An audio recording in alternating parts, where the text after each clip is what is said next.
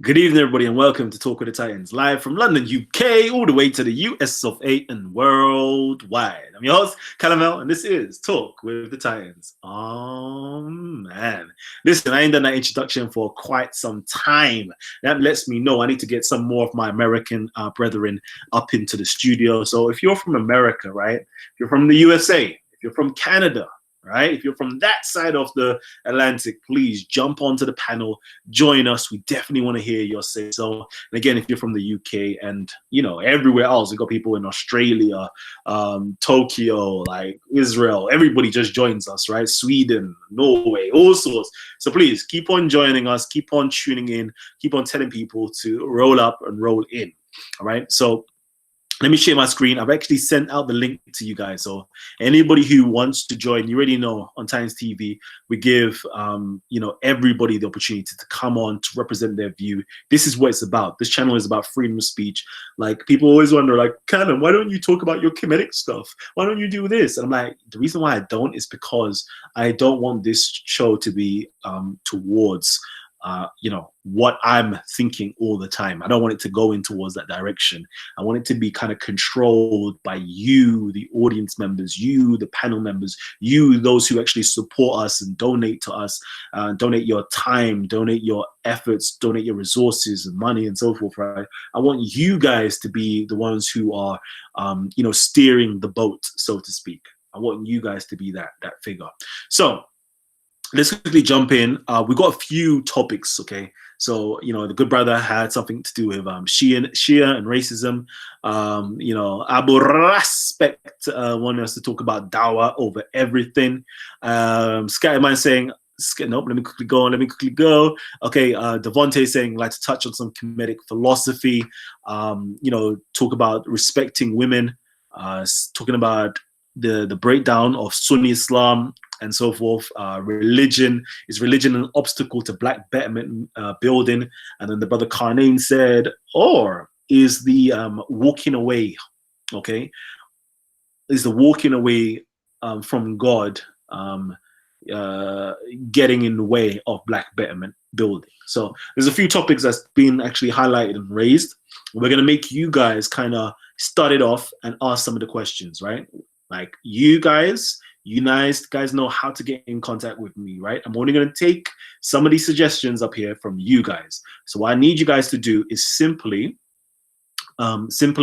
tag us, Titans TV, tag Titans TV to give us the next show topic, or this show's topic, should I say. Tag Titans TV or hit us up with a super chat donation. It highlights us and we will discuss exactly what you say as the first topic. So you guys can get the first topic in, all right? You guys can get the first topic in. So we're going to wait for you guys instead of going to the panel members, all right? Let me just see what other topics you lot got here. Oh, yeah, talk about Freemasonry, Prince Hall, talk about Marcus Garvey, and do secret societies hold the key to the communities? Yeah, to the success and the positive upbuilding of our black communities. That's another one that was actually brought into the mix. Kemet philosophy, have we done that already? So, okay, so Carbon Empty Unct starts out and says, shouts out to Titans TV. Big up, brother Kalam. Titans TV, baby, Titans TV. Carbon Empty Unct, our queen, our sister, all the way from the US of A. Yeah, buddy. All right. So again, we're still waiting for you guys to just drop us a quick Titans TV and let us know exactly what you want us to discuss. Otherwise, let me just get the brothers and sisters in, because we've got some beautiful individuals part of us right now. We've got Ultra Funky that's dropping some cartoons to us right now. Listen. The black intellectual Muslim, Mela East, is up in the building. Shahid, the guy with the wisdom. Davontai up in the mix, dropping some knowledge. And Nine Ifa, the queen, the breath of life, is with us right now. The firestorm. So I want to let you guys kind of start off. What topic shall we jump onto on the proposed ones, right? Let me know. Sunni TV says, I say you guys react to the video of dawah over everything, addressing respect and gang. I don't know if we've all watched that video, and I'm pretty sure there's some new videos that I'm not too up to date with. So yeah, panel members, what are you saying? What do you want to discuss? Could I start first, Kalam? Yeah. Peace to the family, peace, love, respect. It's your boy Shahid back at it again. I just wanna start it off. I did mention one topic before the thing started was in regards to the Shia school and racism. Um, the Shia school in pertains to racism is very clear in the school of thought, which is, and Brother Isa, hopefully, inshallah, he can expand on it. We do not share any racism within our school. Now, many brothers and many sisters would like to say, oh, there's many hadiths in our books which say, oh, it's racism. But they don't even look at the context, number one. And number two, they don't look at the understanding of it. You see, because they will look at certain words and they'll pick certain words and they'll think that these words are correct. But I say to them, if you do not look at the words or you do not look at the understanding of it, then you will fail and you will fall into the darkness of not knowing it. So have the wisdom, such as Imam Ali, for example, he states in a authentic hadith, he says that no black man is better than a white man, and no white man is better than a black. You are equal to yourself, and they are equal to you. If you consider yourself equal, if you consider yourself um, above, then you are wrong. Maybe Brother Isa could expand on it. Go on ahead, Brother Isa. I think we're just giving titles. We have to see what is accepted first, then we go on to it. So what is has anyone got an agreement on what we should discuss? Ultra Funky, Sister Naifa, Davontai, the brother with the dog on his pick. I know. We should be discussing Kemet, baby. That's what we should be discussing. Kemet. The most conversation we ever not had on Titans TV. Kemet. Well, Okay, let's do the Kemet. Well, let's do it. No, that's not true, Callum. We haven't done a show on atheism yet. We'd have to lower our IQ to get to that one. No, you actually really don't. All you have to do is ask me, Ultra Funky, are you an atheist? Yes. That's it. Show's over. No IQ points lost. No IQ points gained. That's it. Well, we dismiss my topic then about. Wait, what was the topic? Sorry, brother, I didn't mean to interrupt. Sorry. We're trying to agree on the topic. Yeah. I'm not gonna lie. I still think my topic's the hardest, but it's too controversial, and you need the right panel, man. You need the right panel. Yeah, I agree with you. Your one is one of the best ones to go. But here, man like Rachel, go on. What was your topic? Yeah, if you my topic was is religion an obstacle to black betterment building? Because I've discussed with Scattered Minds before and a few others. Sometimes we're trying to do something in the black community or in the black in Africa, and obviously religious point of views come in and kind of disrupt certain things happening, because someone might say, oh, this is against our religion, you can't do this or you can't do that because it's this or that. So do you believe that religion can form a massive barrier to progression, especially in Africa, because we have so much divide in terms of religion? Okay, so are we talking about Africa? Are we talking about the Caribbean? Are we talking about the UK? I'll say to the wider black community, obviously, with this, a lot of the black movements are geared towards Africa becoming better, because that's where, the real change can happen for the black community. I don't think we can just do it in, the Western society. We have to do it back home. Okay, because I would like us to kind of stick it to home. Like, so in the UK, right? Because we could do that, and we can draw from valid experience and valid evidences as well.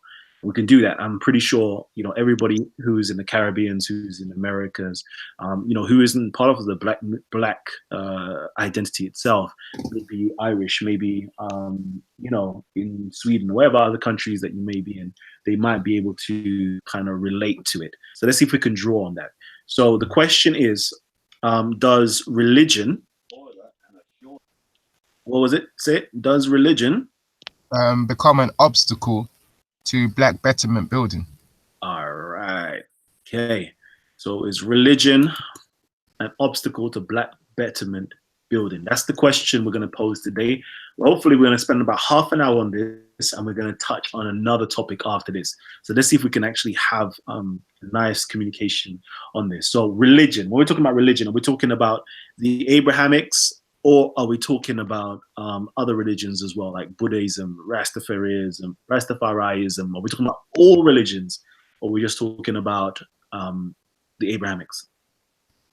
I would like it to be more broad, but obviously the two Abrahamics, Christianity and Islam, are the main ones that black people seem to fall into. I think it's probably around 80-90% of black people will fall into that category.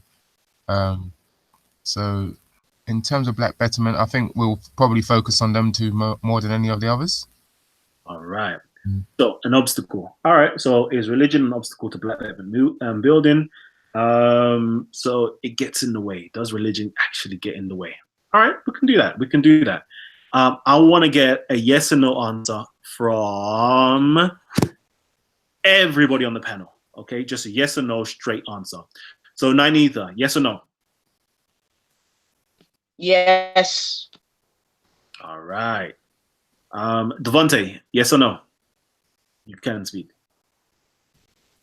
I would say yes. Reggie, yes or no?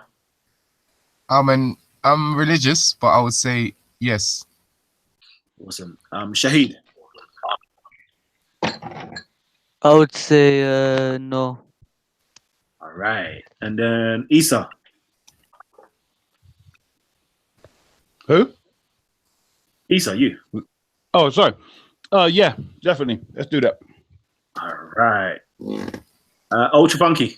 We already know that answer. Yeah, Yeah, I'm down. All right. And then finally, Virgil. Greetings, brother. What was the question again, brother? Is religion an obstacle for black betterment building? Yes, it could be. It could be. All right. Cool. So, overwhelmingly, it's a yes. We've got one no. So let me get the one person who says no to say why it is not a obstacle. Okay, so the reasons to why I said no, that religion doesn't whatchamacallit, is an obstacle to the black betterment is that a lot of black people when they convert to a specific religion, let's say Christianity or Islam, some of them are actually are understandable in the way that yes, they are black people, and that yes, they want to build a community and keep their community good and well, and they would some of them would say that religion such as Islam would help them in a way, because some of the black people would say that Islam teaches to not be abusive, to actually help one another, and that would come under helping the youth, helping the black people, etc., etc., etc. So yeah, I would say if some of the black people are understandable and they're open, not close-minded, if they're open-minded and they actually go through the religion, but at the same time taking care of the black people and taking care of the youths, then I would say it wouldn't be an obstacle. All right. So, when we're talking about black and black betterment building, clearly we're talking about social, political, and economic, social and economic political structure that we're discussing, right? And we know, like, when we go into the House of Parliament and we're discussing the betterment of Britain and British people, religion isn't a key influencing factor or key dominating thought that's keep coming into these individuals' minds, all right, unless it's specifically debating about an issue to do with religion. So it's the same thing, right? If you want to better your community, look around you. Take a great example from Parliament and other groups of people that come together to discuss politics. The only thing on discussion is politics. If we're going to discuss economics, we're going to discuss economics. But the place that we should be discussing religion is inside of your churches, inside of your mosque, inside of interfaith halls and so forth. That's where it should be reserved for. And I think that because black people, quote unquote, black people, are a part of various different religions, there isn't going to be any unanimous unity, right, within that, because it's all diverse. And we need something to be unified. We need one idea, one objective that we're all going to be pursuing and in pursuit of. The moment that you put religion into the factor, there is so many different denominations and sects within one religion, and then there is so many religions overall, right, that there's going to be so much chaos that's going to be taking place. But if the actual objective is to do with bettering your situation, right, bettering your situation, whether it's you as an individual, you as your friends, you as your family household unit, you as your community, then let that be the focus. Stop bringing religion into the mix. It's only going to cause confusion and doubts. So that's my quick say on this. But I want to know then, yeah, we've already said that. So we're already saying that religion is definitely an obstacle for black betterment building, except for one. So I want to know who's got a nice argument to propose right now. Who's got a nice argument for this one? Yeah, very simple. It seemed the question posed was in the negative. So it's say in the positive, in the sense of that religion is an obstacle to black betterment. But I would then say we look at the Nation of Islam and Elijah Muhammad, and we will see clear cut how people that were all lost and, heads mangled, etc., self-hating, were trained in a very different way, despite many leaving, and most that leave the Nation of Islam are never the same again, in relation to self-hating and, or what shall I say, black enemies to their own people. So if we want to look at a simple example, we've got that, but then we can go back to all our ancient empires, Kemet being the one we know most, that was founded upon what we would call religion, the holistic sciences of life. So, I would see it's a pretty quickly done deal. Anyone can respond. The thing is, yeah, in those times, I think we had more unity in terms of what beliefs we were following. But now where there's so much division, so many sects within different religions, like even watching Speaker's Corner, you could see you can't have a debate on black betterment, or conversation rather, without religious aspects coming into it. And before you know it, like, the conversation just breaks down, or it goes around in circles. So I think in this day and age where there's so much division, I think religion has become divisive in us trying to get to where we want to as black people. I hear that. Do you think it would be any different if we were atheists? For instance, if everyone discussing how we should do with economics, or if, in any situation, I'm saying once you've got a human brain, you're all at different levels of learning, different experiences in life and different viewpoints. So, I mean, obviously I'm going to say that Islam and the Quran is what brings you and aligns you to all fall on one particular straight path where you can all see the same thing. But, obviously we're not ready to present that yet. But I'm saying even if people were atheists and they put religion to the side totally, I suggest even atheism is a religion, but from the perspective of the questioner, how how is it, brother, that you would think that atheists would be any different in regards to differences and arguing and disputes? That is a good question. I just think that the agendas will be left aside more than when it comes to religious people coming together. Also, as well, you have to explain to my big brother Issa that atheism is not a religion. It's do that just aside. a lack of belief in a God, and that's Right, I hear that. I hear that. One second. Let me. Sorry, brother. Sorry. What did you say again? What's your name? Sorry, brother. Reggie, or the other guy. Okay. Yeah. Can you just say what you said again? That last bit, please. No, I was just saying that I think that agendas are easier to be put aside than amongst religious people. Let me put you like this. Most of the issues, if you look at the differences, relate to morals, and basically things like that, which then determine how somebody might say we should do things. Do you get what I'm saying? And I'm sure you're aware that atheists do not all conform to the same type of moral standard or moral system. So there are a few things, like, for instance, if you have a Jew, Christian, Hindu, Muslim, all talking about how to build a house, there may not be that much of an argument if one's electrician, one's a plumber, one's a bricklayer, one's a surveyor, whatever else. So because we're talking about solving the problems of black betterment, human beings, then there comes, because we're so diverse, even black people are so diverse anyway, even if we were all atheists, I'm just saying, I'm trying to work out why you may think that it would be any easier, because the things we're talking about, betterment in regards to economics. I'll tell you why, brother. Issa, in one simple sentence, yeah. If we were all building a house and we were all atheists, we wouldn't have to stop 5 times a day. You see what I'm saying?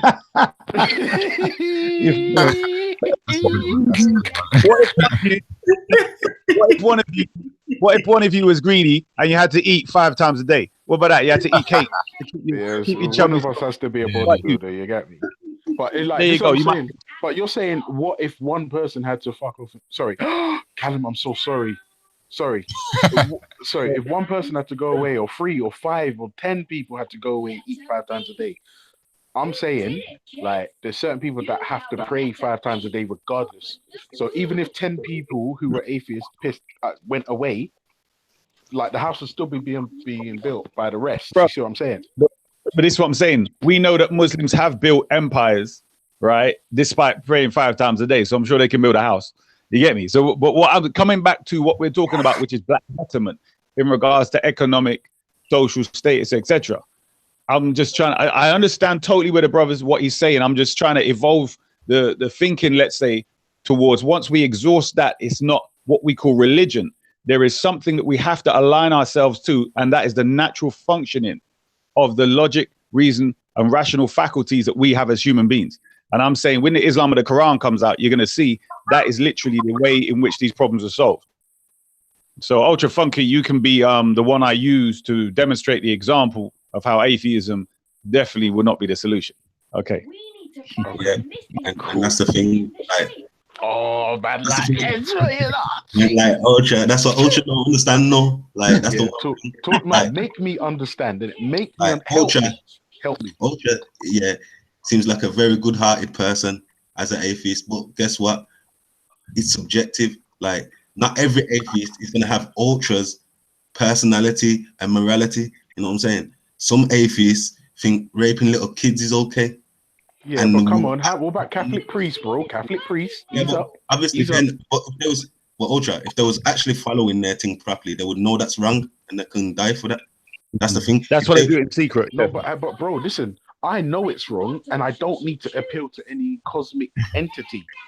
Yeah, but Ultra, I'm saying. Yeah, but those guys have to appeal to a cosmic entity to know that raping a kid is wrong. Yeah, but Ultra, all I'm trying to explain to you, is that you, an individual, like, your morality might be okay, but the next man's morality tells him raping little girls is okay. The next man's morality tells him robbing and stealing and killing is okay. Yeah, I hear you. So like I said, it's subjective. But people who follow the Torah have an outside system to follow. No matter what your morality tells you, yeah, you have now a system to follow, and that system will guide you right and will make black people successful, like it did many times before. Okay, let me I'll get Ezra's point, and I think it's very valid. But I was just thinking, in a case like we've seen over the last few weeks, where particular ideology might mean that the focus is away from black people and more on a different society. You know, it doesn't really, where your ideology doesn't really focus on the upliftment of black people, it's more focused in a different direction. So do you not think that that might clash with black betterment? Does that make sense? I don't know if I worded that properly. Hello? Was that to anyone in particular? No, just it's an open question. Like, you know, in a case like, for example, where we have, let me say Islam, you know, where the belief might be more in favor of Arabs, you know, in a way, you know, obviously I don't know much about the text and everything, but it might be more favorable towards Arabs than right. black. I see. Do you think that that causes a problem for black betterment in any way? Because we've seen, like, with what Kalam brought up in his other show, how you know, some people might say, "Oh, you're not meant to be part of a black group because it conflicts with the core of our beliefs." And it's the same in Christianity. Some people would argue that you can't be a nationalist or you can't be in certain groups because it conflicts with our beliefs. We're meant to be helping the wider community. This is why I said yes to your point, because, and as Ultra is saying, ultimately there has to be this debate between my perspective and the Sunni imposter pagan religion, because exactly what you pointed out, brother, is my point. I was a Sunni before, so I know the mentality. But, you know, praise be to Allah, I was black empowered before, so I could tell that this religion was trying to make me, and it did at times, you know, make me self-hating and tried to make me submissive to these people and their mentality. The nature of the Sunni ideology is that you are going by other people's opinions, left, right, and center. If you talk to any Sunni, right, and you ask several questions about certain things, they're going to say, well, the opinion of that scholar, an opinion of that scholar, and you'll generally find there's no scholars who are coming from a black-centric perspective or a natural black mindset. Do you get me? So they have no authority. So that's the first point of, you don't even see that visually. Do you get me? Or historically, you don't have that in their history, right? They tried to whitenize the Prophet with their misinterpretation of Arabic hadiths, you know, where they're talking about the Prophet being white. It had nothing to do with the color or complexion of his skin. So in relation to what you're saying, I agree 100%. And that's why I want to make the example of how this Sunni religion is anti-black. So when this guy came on and spoke, like I said, he focused all his energy on trying to throw dirt on Kalam and tarnish Kalam's character, you know, slandering Kalam, but not focusing on his master who was slandering Rap Raven. Do you get what I'm saying? Rap Raven has specifically answered this point so many times that he's not saying anything about black people being supreme or superior to other races. He keeps, you know, he says that so many times. So this guy clearly, his master Abu Khatija, clearly is one who has a racial superiority complex over blacks, that he doesn't even feel it necessary to make sure that he actually is accurate before he slanders Rap Raven. Do you see what I'm saying? So in relation to what you're saying, I totally agree, but I would appreciate if people could call it Sunniism rather than Islam and call them Sunnis rather than Muslims, because there is a habitual pattern all over. We keep seeing it every year, every other week, month, whatever. And people keep saying Muslims. What's the point of saying that when you can see that they're Sunnis? Do you get what I'm saying? And there's a clear difference. So, you know. Wait. So you're saying Sunni Islam specifically is responsible for the problems in Islam?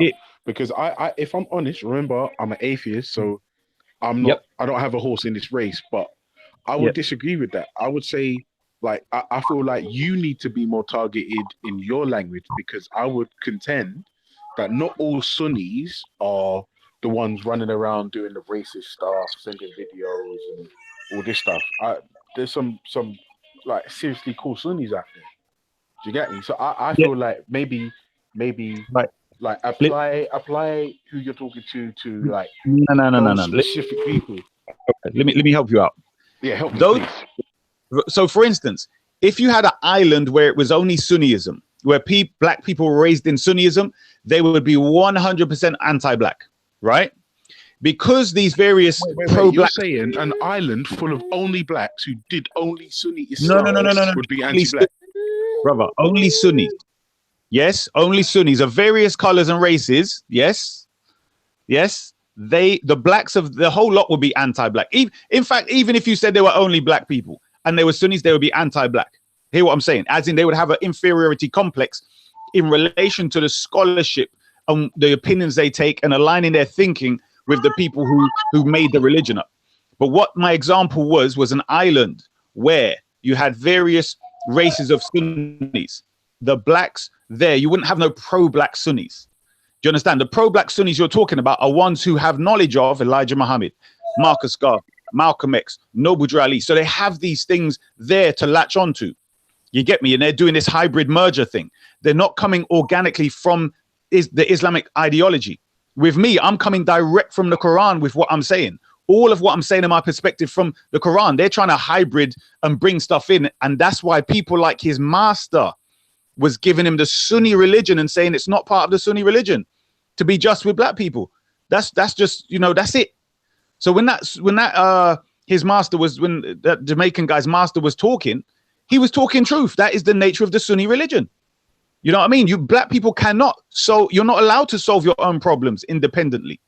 Do you understand? You have to go to Massa to tell you what to do. You get me? And you must try and attack anyone who seeks to liberate you out of that and make you independent in thinking and in your actions. This is the nature of this damn religion.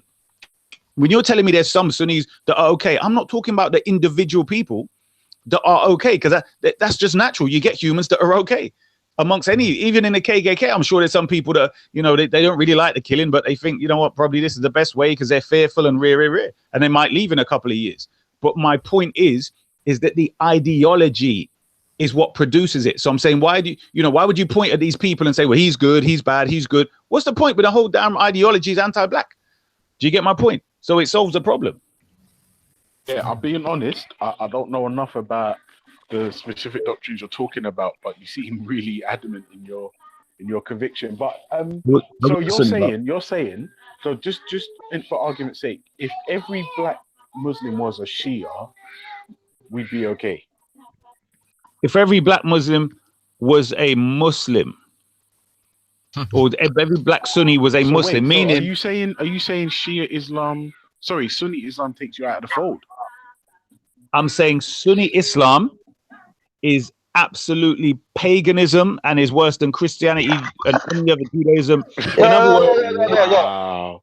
Yeah, let me finish. Man, Isa, stop it, here. Stop it, brother, man. Wait, man, wait. Maybe I'll finish with yourself. What I'm saying to you, brother Ultra, is that better if somebody is stop it, brother. Stop it, here. Let the man finish, man. Blood, I'm going to finish and let your stupid self talk. Let's keep it simple. What I'm saying is very simply this: that Sunniism, because shut up. What is wrong with this blasted creature? Your master is not on here, blood. Go find him somewhere else. Anyway, as I was saying, Sunniism is an ideology that is pretending to be Islam. So it's using the title. This is the issue I have with it. In other words, if they said, look, they're pagans, they're kafir dogs, they're infidel, they're all these things that they really are, and put the label Sunniism, I don't even have to mention them because they're letting you know that they're not Islam. But because they use the title and they pretend they follow the Quran, this is my issue with them. Now, in regards to you saying Muslims are all Sunnis non-Muslim, I'm not saying that because I don't know, or, I meet Sunnis that are ignorant and they don't even know half of the stuff that's in their books. They just know some basic stuff. And, they believe in one God and so on. So I can't say they're not Muslim. But once the evidence has been shown to them and it's clear and they reject it, then they're absolute kafirs. So, but in regards to the religion, Sunniism, it is absolutely the religion of the devil himself, handcrafted, so to speak. And for the last point, if somebody's going to choose between Judaism, Christianity, atheism, anything else, idol worship, whatever, choose any one of the others except Sunniism. Simple as that. Are Brother, you done? You kind of rough on them. Hang on. Brother. Can I request one thing? Yo, listen. Message very simple. Iran is a Shia state. I want you gonna count among black people there, yeah? All right, and give me any Sunni state you can find, and I'll compare if you find more black people there than this. This guy in the Shia mosque. Okay, hold on. Listen me, in the Shia mosque. Are they selling black people in Libya? Listen me. Are you Sunni selling black people in Libya today? No, my digress. Must stray like I don't know how to describe how must stray. Is it must stray? Well, you said country. I'm talking about ideology. You go into country. I'm not talking about country. I'm talking about ideology, because I'm saying any country that you look at today has been contaminated by colonialism and all kind of things. So I'm not measuring a country. I'm talking about ideology. No.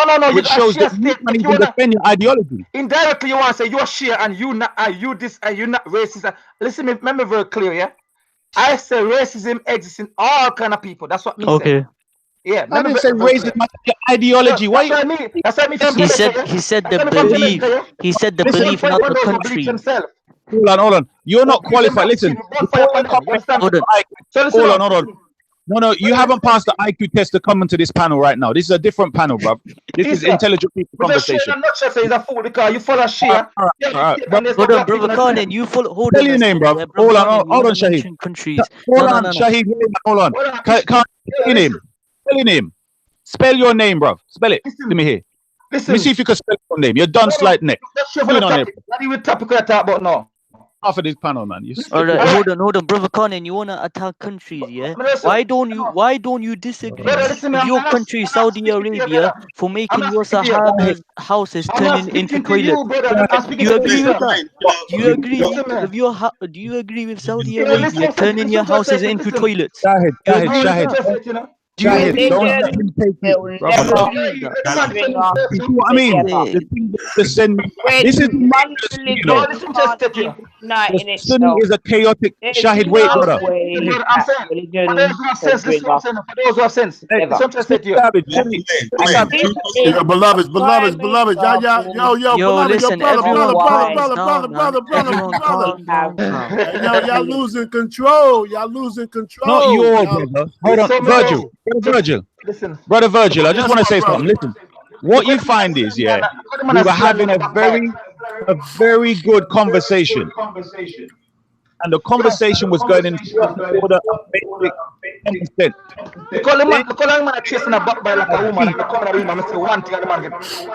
Hey, yo, my brother. What is it that you want to get off, beloved? The brother that just now was speaking, my brother. Greetings, my brother. How you doing, man? What is it that you want to get off, man? What's the understanding or the? Listen, brother, I'm going to call myself Sunni. You make very clear to you. I'm going to call myself Sunni.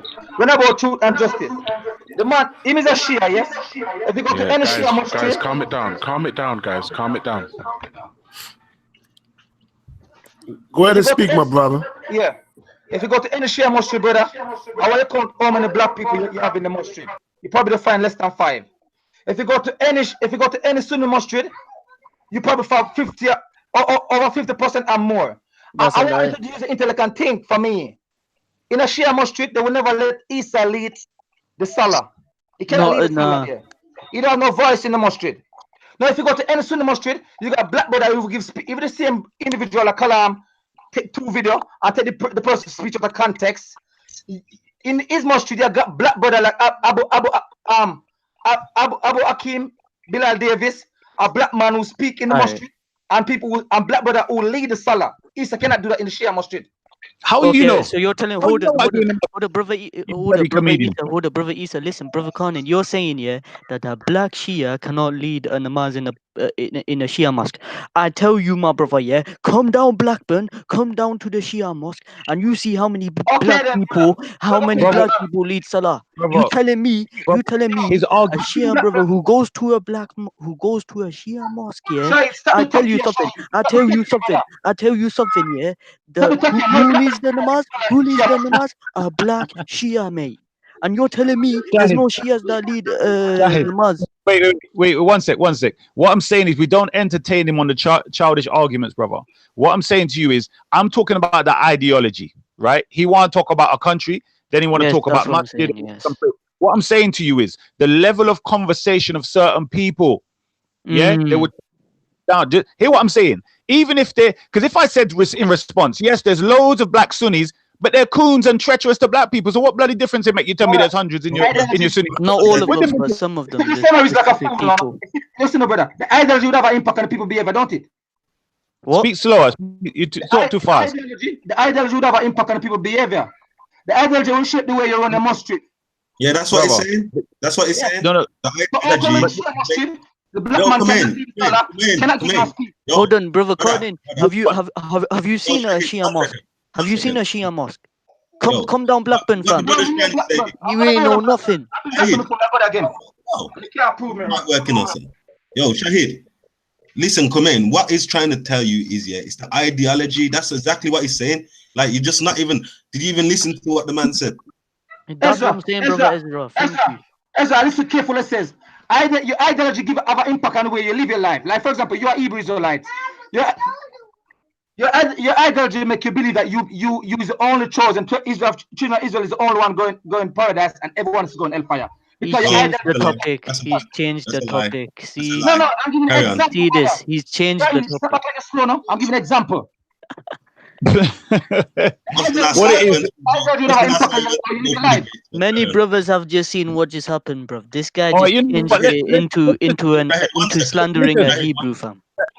Have another conversation. Like, at the end of the day, it doesn't seem that he could contribute anything positive to any building of conversation. And what you find exactly what the conversation is about, where he's saying that religion, again, we have the example of Sunnis, and particular Kunin Sunnis, where they come into something where you're building and progressing, and they bring chaos. That's the nature of these savages. You understand? So you trust them. If it was his master and a load of Pakistani and mulatto Arab and all these other people, you think he would have done this? He wouldn't disrupt that. No, he go in there humbly and say, "Master, can I speak now? Master, want me clean the foot for you?" Master. I'm saying one thing, brother. I'm from home of Marcus Garvey, and I just talk alone when it's a black Betterment action. They don't fish, brother. Don't shut the truth. I'm just Marcus Garvey.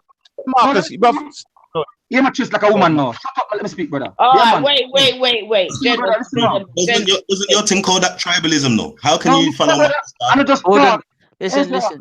Can I speak? Bring it down. Let the sister speak. Listen, one person. Listen. Let the sister speak. Hold on, Shahid. Let the sister speak. Wait. Yeah, Let the that's what I'm sister. saying. That's what I'm saying. Let Sister Nanifa speak. She wants to say something. Respect the sister and let her say something. Just be quiet, bro. Go on.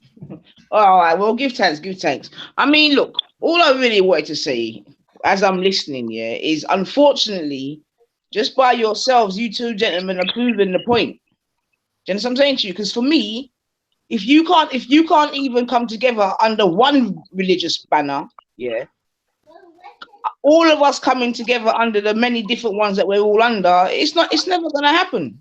Come on. Yeah? But we're not under the same religious banner. That's what I'm saying. It's a separate religion. It's like, okay, then like, even if you want to say it's a separate religion, Issa, that's cruising. fine. Yeah, I don't really care about your inner politics, but the point being that both parts are religious, yeah, and it is separation. Nanita, can I answer point, Nanita? So what is not separation? It depends. Nanita, so what is not separation? Let me be very clear with you, yeah? No, because this is the subject. You want to go away from the subject. The subject matter. 90 for saying. It's a trigger. No, you're going away from the subject matter. We're dealing with the subject matter. So the subject matter is, does religion, is the religion an obstacle, right? So 90 has said that this is the example. So 90, I'm saying to you, what would you say then is, should we put religion away? Should we be atheists? And would that solve the problem? Okay, so you're asking about what is a better alternative. Is that what you're really asking? Well, I'm saying you said what I am saying, yeah. Well, okay. Well, that's sort of a different topic, isn't it? Because you're asking for an alternative. The original question is no, I'm asking for an alternative. No, I'm saying to you, I'm not asking for an alternative. Someone else said that. I'm saying very simply that no matter what, whether you want to call it religion or not, human beings are going to have their value system, their morals, their philosophies, etc. So I'm saying, as we did before we were introduced to Christianity and Islam. I agree. And I'm saying to you, when we're talking about black betterment, I'm saying if we didn't have them and there's still the same problem, then religion can't be the obstacle then, isn't it? You could just say human nature or human differences. Do you see my point? Like, I think obviously that could be said. Let me just make one point here. Let me just make one point. You see, this is what separates us from all the religions, because like we know that we wasn't given a religion. Moses never came with no religion. Yeah. The Messiah never came with no religion. Religion is sorcery, in fact. That's what I'm saying. The Bible tells us once we stop following the Torah, we're going to go off and follow other gods, even wood and stone. And this is what we're talking about right now. The stone is the Islam thing, and the wood is Christianity. And look, we've fulfilled the prophecy straight away. Half of us are Muslims, half of us are Christians. Let's just go back to what was given to us, yeah, and then we'll be fine. Okay, can I comment? I think, like, if you look at this panel, like, I don't know what's happened, but in the space of 5 minutes, we just showed what tends to happen whenever we are going on to this topic. Like, I think we need to obviously improve our mannerism, allow people to speak, finish, back and forth, and then we'll make more progress in these kind of conversations. Can I as well. I think Reggie, you hit the nail on the head, right? This is what happens when everyone's religious. Now, imagine these guys are banging on about whose religion is the best, while the atheists are just cracking on building the house. No. Listen, No, listen. Yeah, I got two atheists. Yeah, and they disagree over a lot of things. From end of. Okay. Yeah. Now, to the brother before, I forgot his name. Oh, sorry, what's your name again? The man? What, Reggie? Sorry, Reggie. Yeah. If you look at how you assess what you just said, you're not being fair and honest. We were having a very constructive conversation until one type of creature came on and disrupted the whole damn thing. So I think it's very unfair for you to say that, because he would have spoke to you that way. He would have spoke to the atheist. No matter who, this is how they deal with it. Do you get what I'm saying? So I think hold on, Issa, to be fair, yeah, you were inciting something, bro. The way you speak, that's why people have a problem with you, my brother. The way you speak, it incites something. Shahid. Saying foolishness like that. One sec, let me finish and then one sec. No, let me let you talk. Bro, don't interrupt. Let me just finish this and then you can say. Listen, brother Khanin, let him speak, fam. Let him speak. Finish this. Khanin, right. All I'm going to say, Shahid, when you're saying that, again, you're talking from, I would say, confusion, because I'm talking based upon fact and what I've proven over and over. We have so many videos, probably over a year worth of footage of these people behaving that way. So for you to want me to turn around and say things other than what this guy has demonstrated and what all his brethren have demonstrated, sounds absolutely ridiculous. I'm nearly done. I'm nearly finished. Wait. Here's the thing. At least, listen. At least act like a human being. Let the brother finish and then let him speak. Khanin, wait, I'm nearly done, and then you can have the thing. Khanin, wait, I'm nearly done, and you can have your thing. Savage monkey bees. Oh my days! He didn't even say that, fam. He didn't even say that. So why are you twisting his words? One sec. You can say anything you want after that, Khanin. What I'm saying to you very simply is this, Shahid.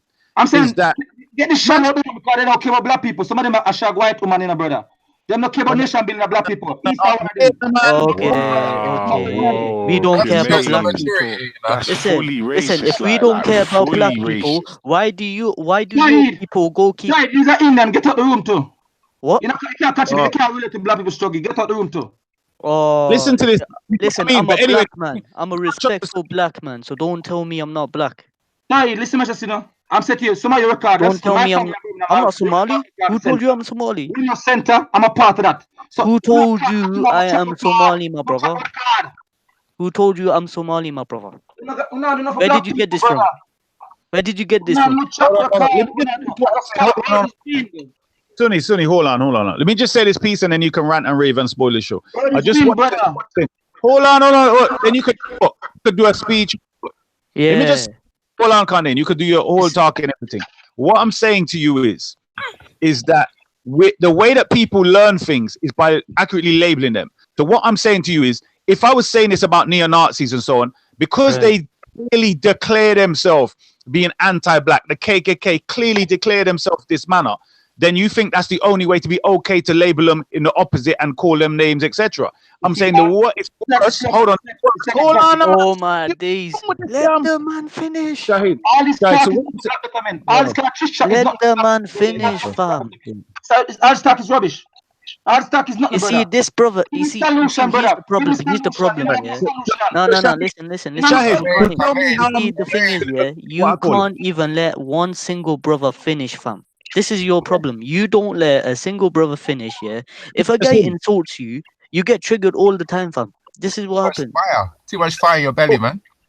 Let the guy finish. What I'm saying, but what I'm saying very simply is this: is that in regards to their behavior towards me and what we've seen and has been proven of their collective behavior towards black people, I gave the example. We just witnessed the example where Kalam played somebody disrespecting and slandering Rap Raven.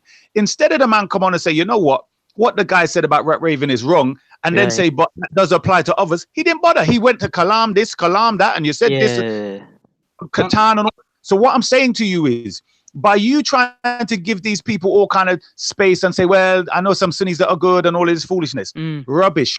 The amount of negative impact towards black betterment is any positivity.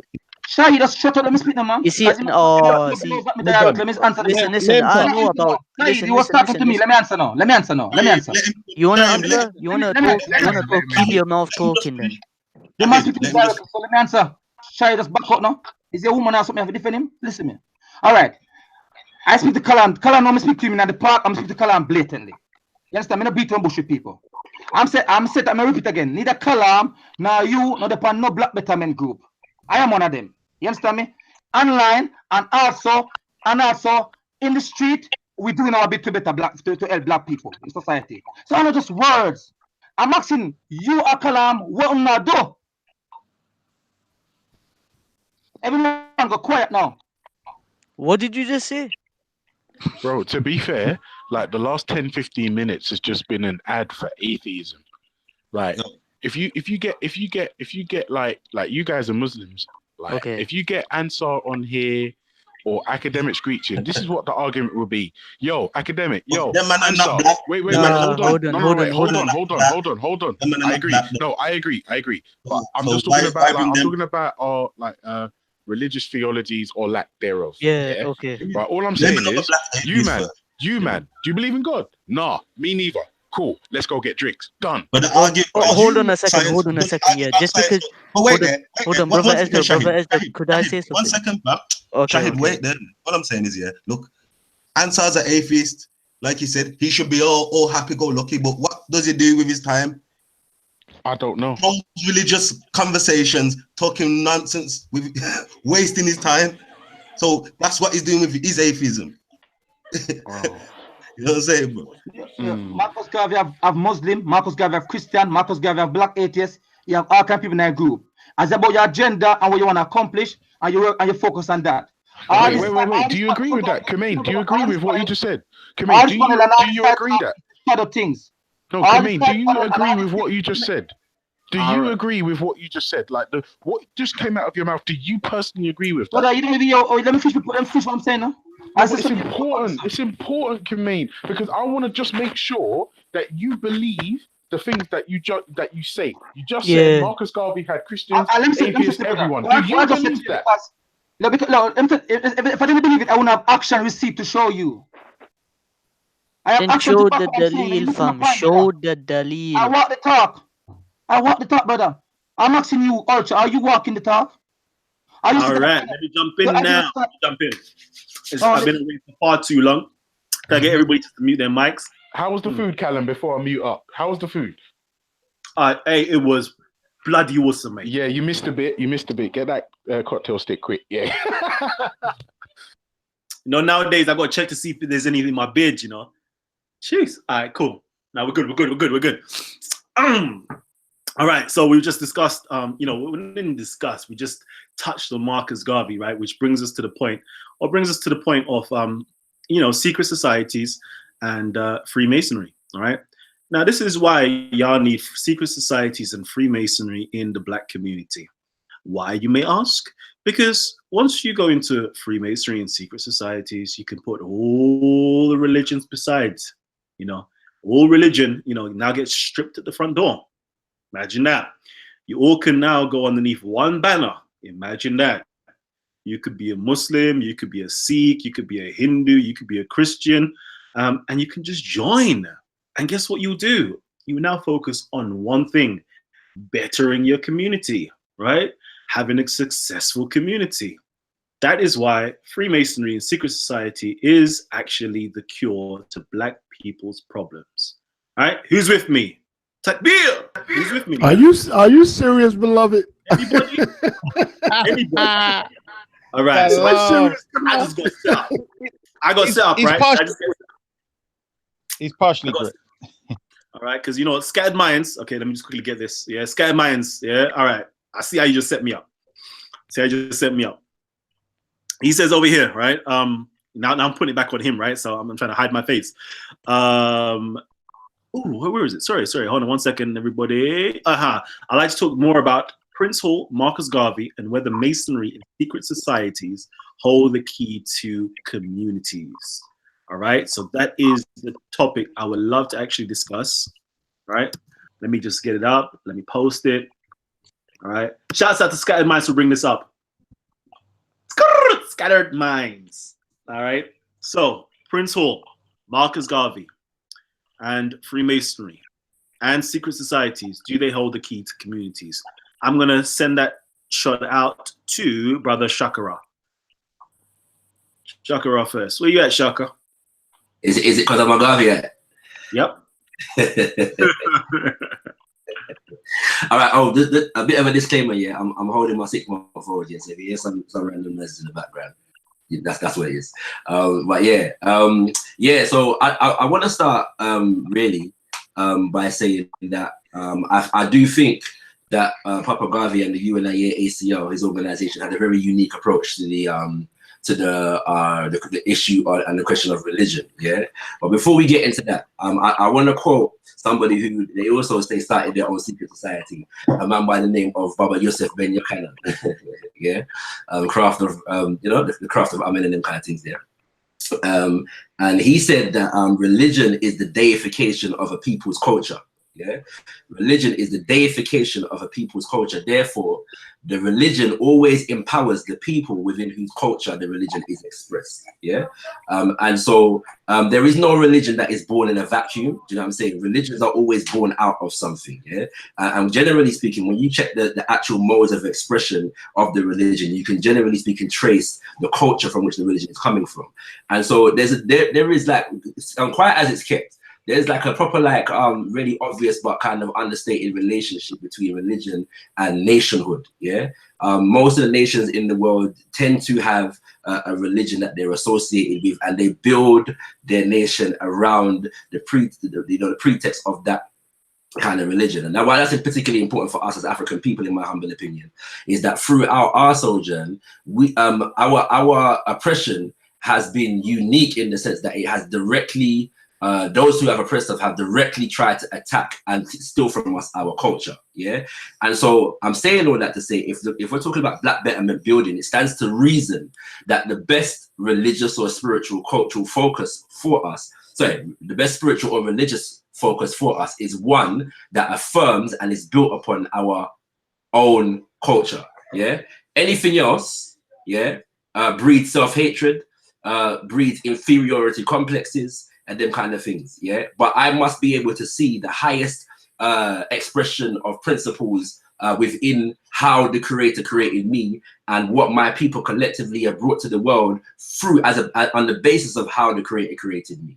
In other words, if I cannot see the divine in myself and my own culture, then nothing else. I'm never going to be liberated or be able to liberate myself. You know what I mean?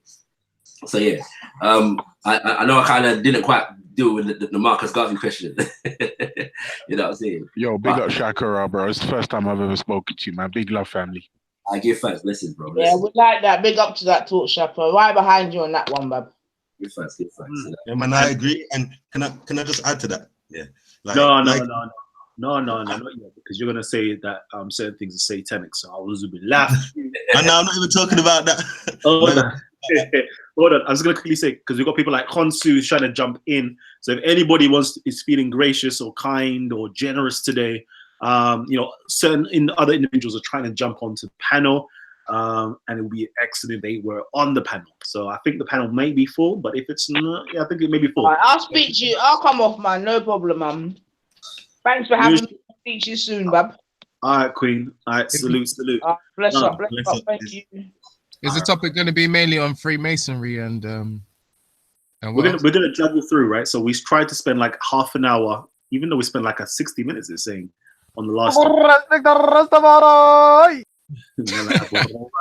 up in the building. Yeah, so we're gonna try to jump from topic to topic. Hopefully another half an hour on this topic. So mainly on Freemasonry. Yeah. Okay, I don't know if I can contribute to that because I don't know much about that. So. About Marcus Garvey. Do you know anything about Marcus Garvey? No, not as much as some people might. So, any secret societies? You do know that Jesus did start his own secret society, right? That is blasphemy. I don't think so. It was a secret society. Like one man would draw like a little like arc on the wall, and the next man will finish off the arc, and they'll make the fish sign, and they will know like, yeah, you're my brother G. It was a secret society. All religions side off of secret societies. But hey, what do I know? Anyways, secret society just means not everyone's included. You know what I mean? That's all it is. So when Marcus Garvey's making his plans, and you're trying to unite black people, obviously he can't include everyone in that because he knows that they're gonna try and bring it down, innit? So exactly. When you see Marcus Garvey being like heading a secret society, don't think of it as some satanic business. There you go. Just like Jesus, right? Jesus, was preaching and teaching certain things to the flock, like to the public, and then in the upper room now, it's time for me to break down that parable that I just taught. So you know how it goes. Let me ask you a question, Kalam. Are you saying? I mean, are you hitting on something like fraternities in a community? Say, for instance, you have a community of people that live together, and amongst the community, they agree amongst themselves in a fraternity type of setting. They come in as a fraternity and they are part of this particular inner core that's in power, that's making decisions and making policies in the community that they feel is productive and conducive to the growth and development of the community. Are you saying that?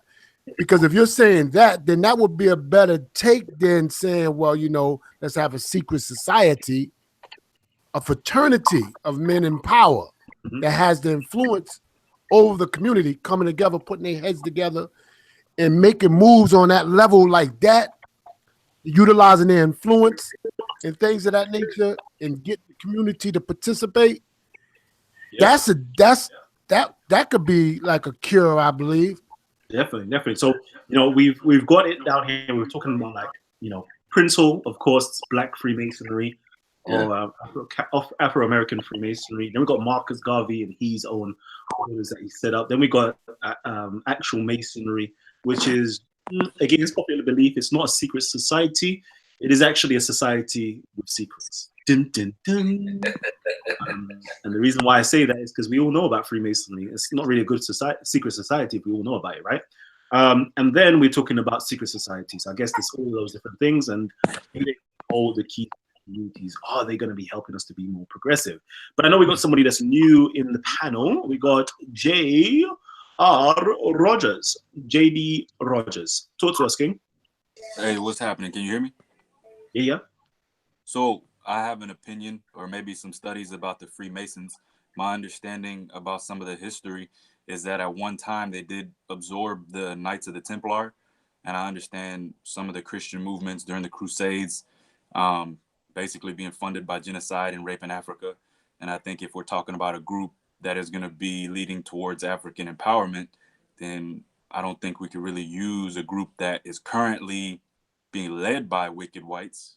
So I'm not sure how Freemasonry can help us. I dig the unity and the idea of a group of people with like-minded goals, but I don't think Freemasonry is the route. Right. So go on, Shaka. Yeah, I'll just jumping in. As far as the link between Prince Hall and Marcus Mosiah Garvey, the key person that, as far as my research suggests so far, in relation to that, is a man by the name of John Edward Bruce, yeah, who was a member of Papa Garvey's organization, but he was elder to Marcus Garvey, and Marcus Garvey considered him a guide, so to speak. But he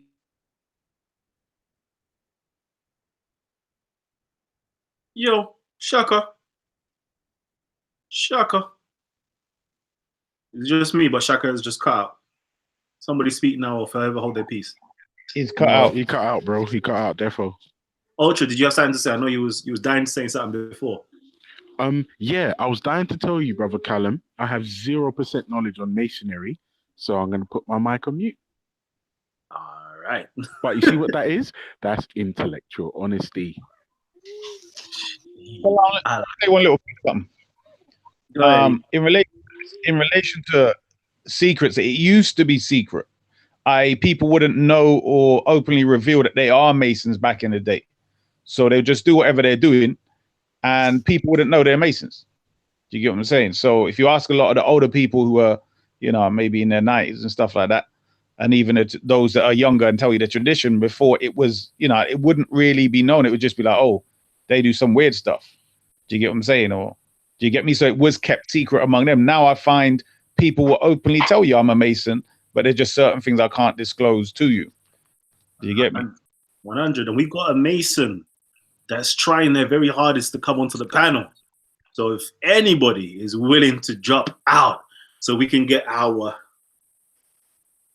Masonic brothers up into the panel, like, please, someone just quickly jump out and we can get it on and pop. What, Shaka, you of all people, when this is to do with Marcus Mosiah Garvey as well, you're yours. Hey, brother Kalam, let me ask you something about Marcus Garvey. I mean, secret. Didn't he wouldn't know. Yes, brother. I'm sorry.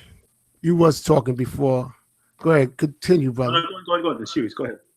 We'll listen to you. About Marcus Garvey is about. Wasn't he in favor like a Pan-African movement, as far as Back to Africa movement? Do you believe that the mindset of Africa now, with the tribes and the countries that exist in Africa now, and their outlook of our experience, do you think that, I mean, and from what we've been through, do you think that we can like seriously coexist with them and be in harmony? I mean, on that level like that, if we was to adopt a type of Pan-African movement to go back to Africa? No, not at all. If you want to do something like that, right, I would suggest to build something where you are and garner respect from people around you and from African nations or African tribes that you want to assimilate into or build over there with, right? Because if you're just, you know, you're coming over from America, England, with the same problems of America and England, and you're going over into Africa, like you're just transporting your problems over there and making the country worse. So the best thing to do is put yourself into a position of power and how can I put it, like of worth and value, right? And that's the only way that you're going to be respected in another country, because otherwise you're just going to go to another country and be a leech and be a problem. Hopefully that answers your question. See, that's because it's interesting. It's interesting because of the simple fact, Marcus Garvey was a powerful brother. There's no ifs, ands, buts about it.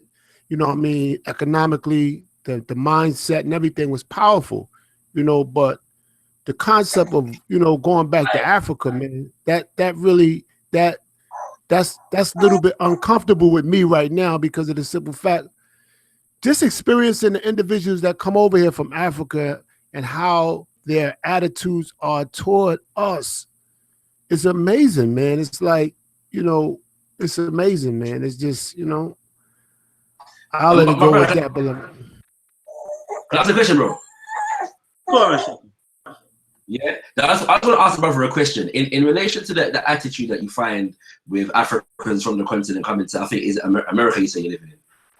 How is the attitude of Africans born in America or who have been in America for generations in relation to Africans from the continent? Is the perceptions or the attitudes much different, or is it positive, much more positive than those of us who come from the continent in relation to those of us in America?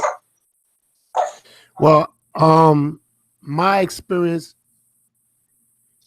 you know, I honestly like accept brothers from Africa, the African brothers that come over, and I treat them as my brother. I honestly sometimes look upon them in a high regard until I began to get the racism from them, the prejudice from them. You know what I'm saying?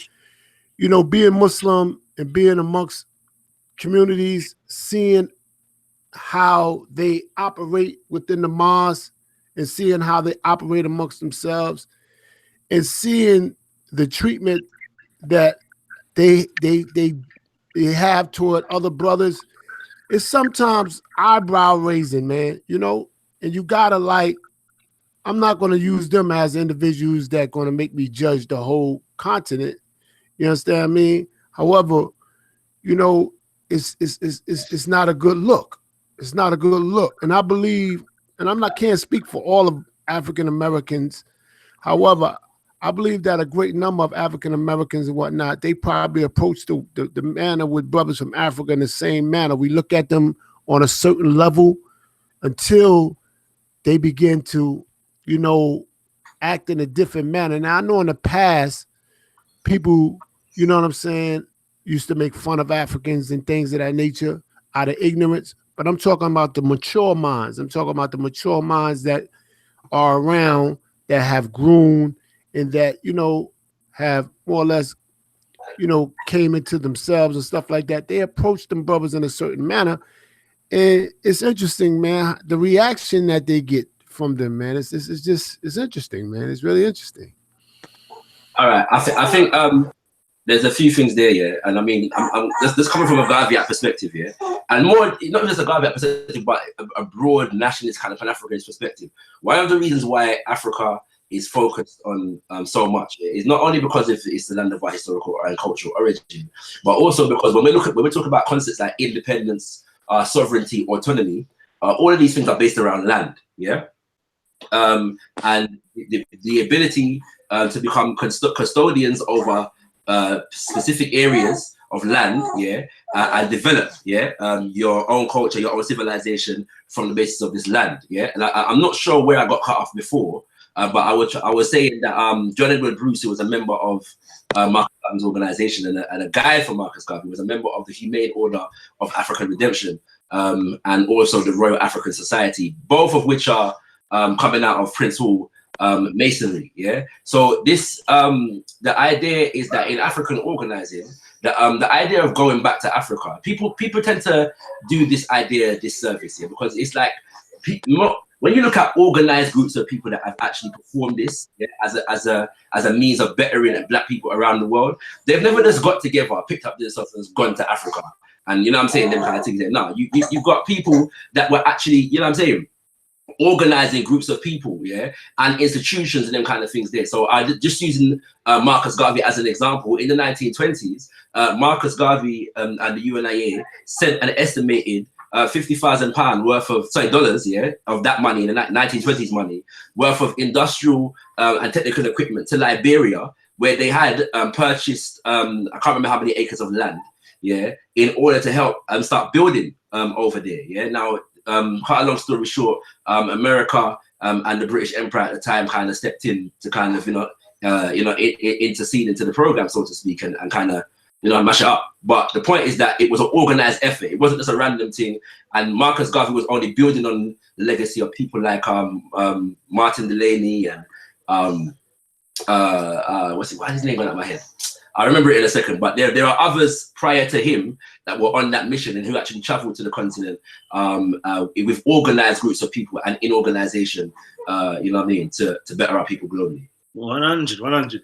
All right, so now, the time that y'all been waiting for all this time, we've got the illustrious, the honorable, most worthy, most worshipful Grandmaster himself, Khonsu Shesmo Amun. Throw up your freeze, baby. Throw up your freeze and your M's. Oh, man. Master. What up, man? What's up? A long time. People don't understand. This is Khonsu Shesmo Amun, long time Team Osiris member, long time Amun Ra Matrix member. Y'all already know, man. This is like Titans TV, right? On the other side of the pond, right now, Yes, right? The master teacher is here. Let's all be quiet. Oh, that's a lot of pressure right there. Jeez. Put me on the spot, Kalam. I'm keeping quiet now, right? The floor is yours. Let them know. Well, Freemasonry. Well, I happen to be, I've been involved in Masonry now 20 years. 20 years. And have been integral in African Masonry, which deals in African ontology and African epistemology.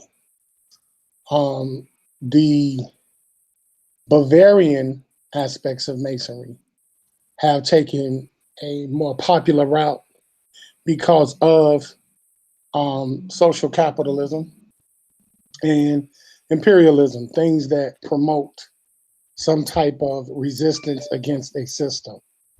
So the Bavarians created what is ultimately became the Illuminati.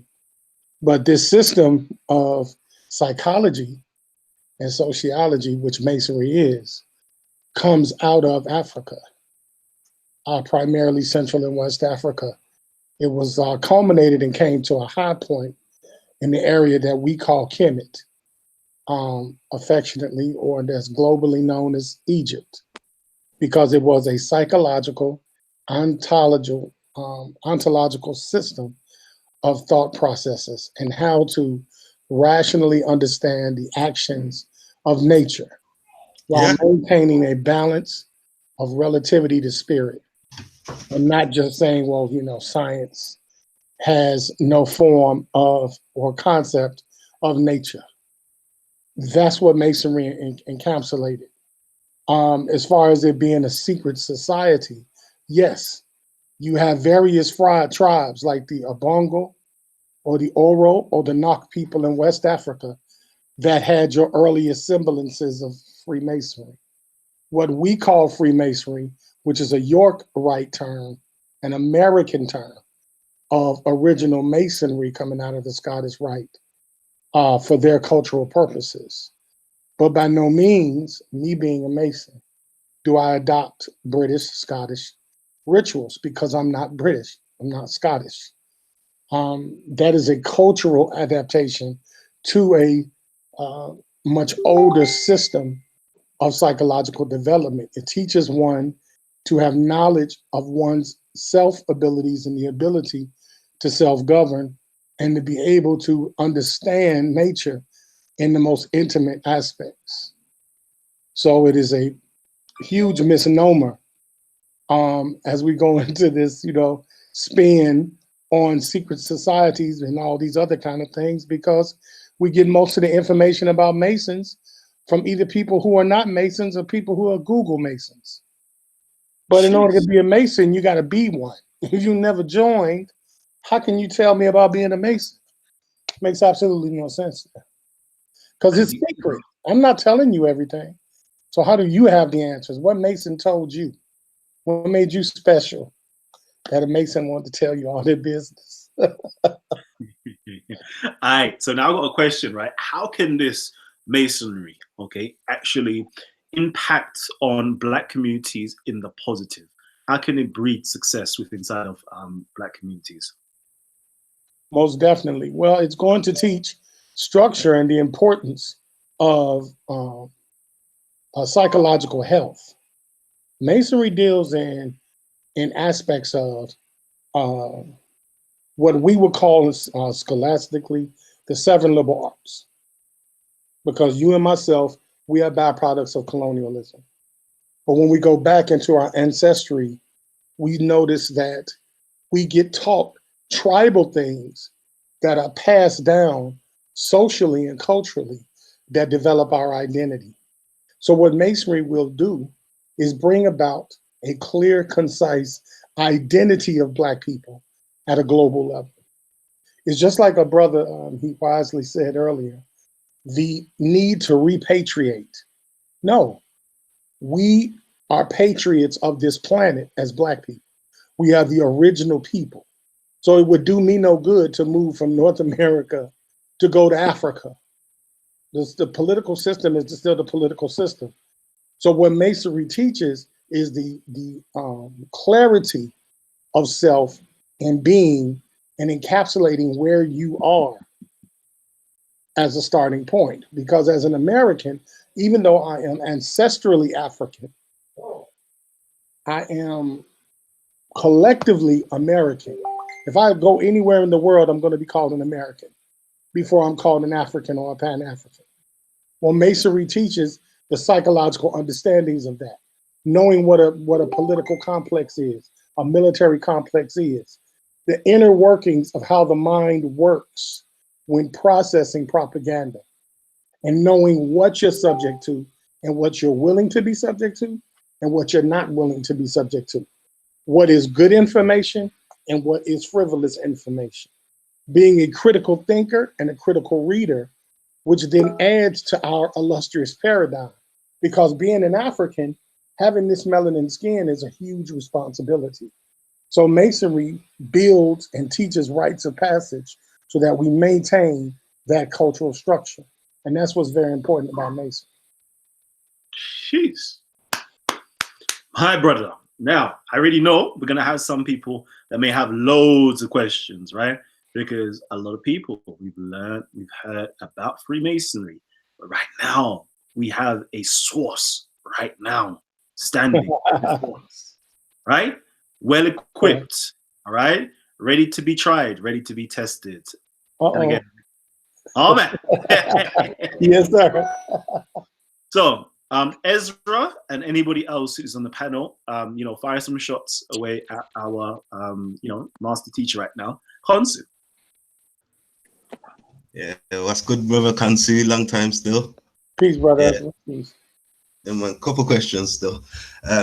What's the difference between masonry, like what our ancestors were dealing with, like the building secrets and stuff like that, yeah, and modern day Freemasonry that's like taking over the world and used to control? You have a culture. The biggest difference is culture. The world domination remains to be questioned because Masonry is pretty much watered down now. It's not a world dominant. It never was world dominant. Those were small guilds that just controlled pockets of their environments. But at a world level, when we're talking levels of world government, Masonry never got that big. Masonry, again, through the Bavarian history, appeared to be that big because Bavarian people, they went against the government, particularly a gentleman named Adam Weishaupt. They went against their particular government at that particular time. But most of the Masons in the world have cultural differences that create different type of archetypes that encapsulate what is called Masonry. Masonry will be a blanket term. But don't those different cultures, yeah, I hear that stuff, but don't those different cultures, yeah, all link up to like one system, or like obviously it's like different degrees in it. So at the top of it, isn't it all, I know, under the same people at the top, basically? No, It appears that way because you have a network of Masons that operate in what we would say is a kind of a solidarity thing. But there is no one source that controls all Masons. Just like the Grand Lodge, the United Grand Lodge of England, I have absolutely no respect for that Grand Lodge. I would never let a European teach me Mason, ever. Okay, but There's okay. no way a European could tell me anything. I wouldn't even greet them as a Mason. So it depends on the culture. Okay, so are you saying what you're dealing with here is it a Mhm. totally different system to them, or is it the same so-called secrets? No. Well, the secret, let me tell you what the secret is in its layman terms. The secret is to build the brotherhood and sisterhood to change and better the community. I can't go on Facebook, this platform, and talk about bettering our communities while we're sitting here listening to government officials listening to us. So you're a Mason, I'm a Mason. If everybody in the neighborhood is a Mason and we're empowering our communities, then that makes a change. Yeah, but that's free. That's masonry. Like I understand that masonry is about building in all different types of ways. Like it could be structures, community, like whatever. I get that. But Freemasonry now, yeah, that seems like a whole different type of thing. It seems like an oppressive system. Like, are you? So what you're saying is you're dealing with masonry, and the West, yeah, are dealing with Freemasonry. Well, when you try to play semantics with a word, Mason, Freemason, it's the same word. The reason why Freemasonry was added was because of the advent of the Civil War and Britain's ability to corporatize on a global level, import, export. When we talk about this oppressive system, it was within the Puritan oppressive system that was done by the white Anglo-Saxon Protestants that migrated from the British Isles into Northern America. That is very finite, very finite. Me and you don't own the printing presses. We don't own the media. So that's going to be promoted that way because you have the Jesuit, the Jews, and the white Anglo-Saxon Protestants that had problems with each other. The Goths, the Visigoths, the Vandals, the Huns, they had problems with each other far before they started getting into human trafficking. So when that culminated, that was promoted as a globalist system because it was under the auspicity of military encampment. Okay, last other things question. that branched out from that. I hear that still. I get it, and like that makes sense still. Last question. So are you saying you're just a part of like a fraternity, a group that is about bettering the community? Or are you one of those guys that go to like them lodges and wear the dicky bows and that? I don't really, that doesn't register with me. I don't know anything about what we wear. A Mason can be wearing regular clothes. That propaganda of wearing a fez or going to a lodge meeting, you wouldn't know what a lodge meeting was. You would be sitting in a Masonic lodge meeting, Ezra, and you wouldn't know. Everyone else would, but you wouldn't know. So real Masons do not go around propagating this kind of empire, this kind of system. That's more so propaganda because real Masons. Has your lodge got the checkered floor? Say that again. Okay, so where you meet up to congregate, do you have like the checkered floor symbolism and all that stuff? Some lodges do adopt older universal systems like the checkered floor. The checkered floor represents truth and morality.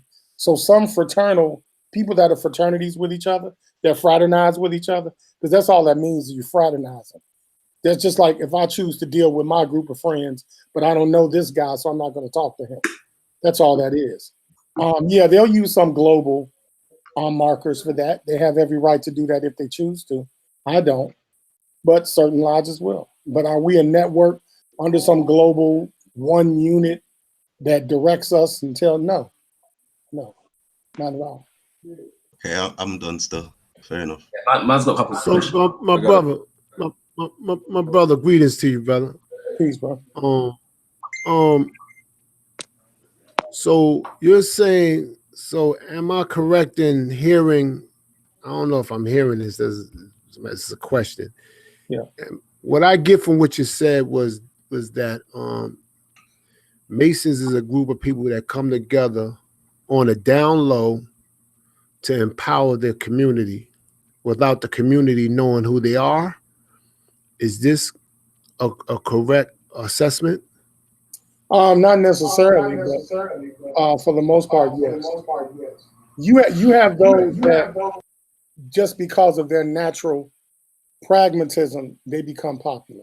Huey Newton was a Mason. When he started the Black Panther Party, it was based on a Masonic structure. You had Martin Luther King was a Mason. You had Malcolm X, who was a Mason because Elijah Muhammad brought him into his lodge.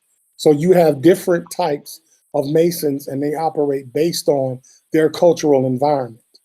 So what you think is not Masonic is absolutely 100% Masonic.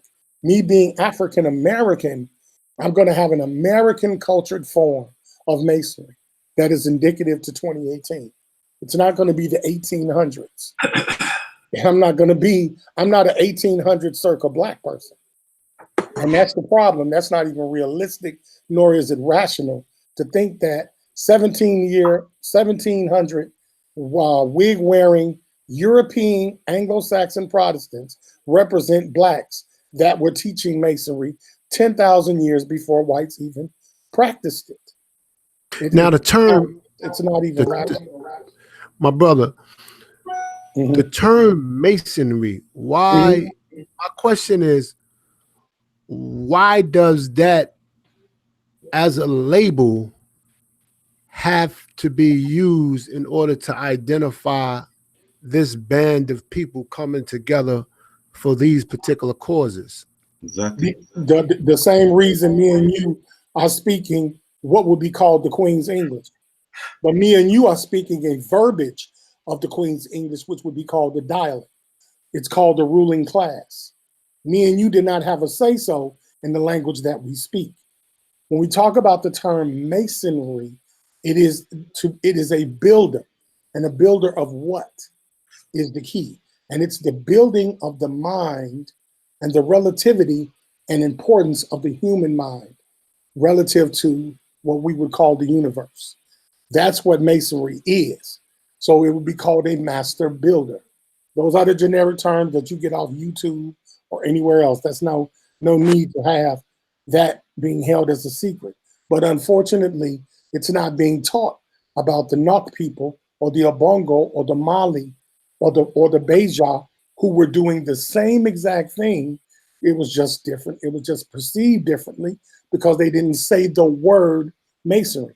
But me and you are speaking English, and the English we're speaking is not indicative to our culture.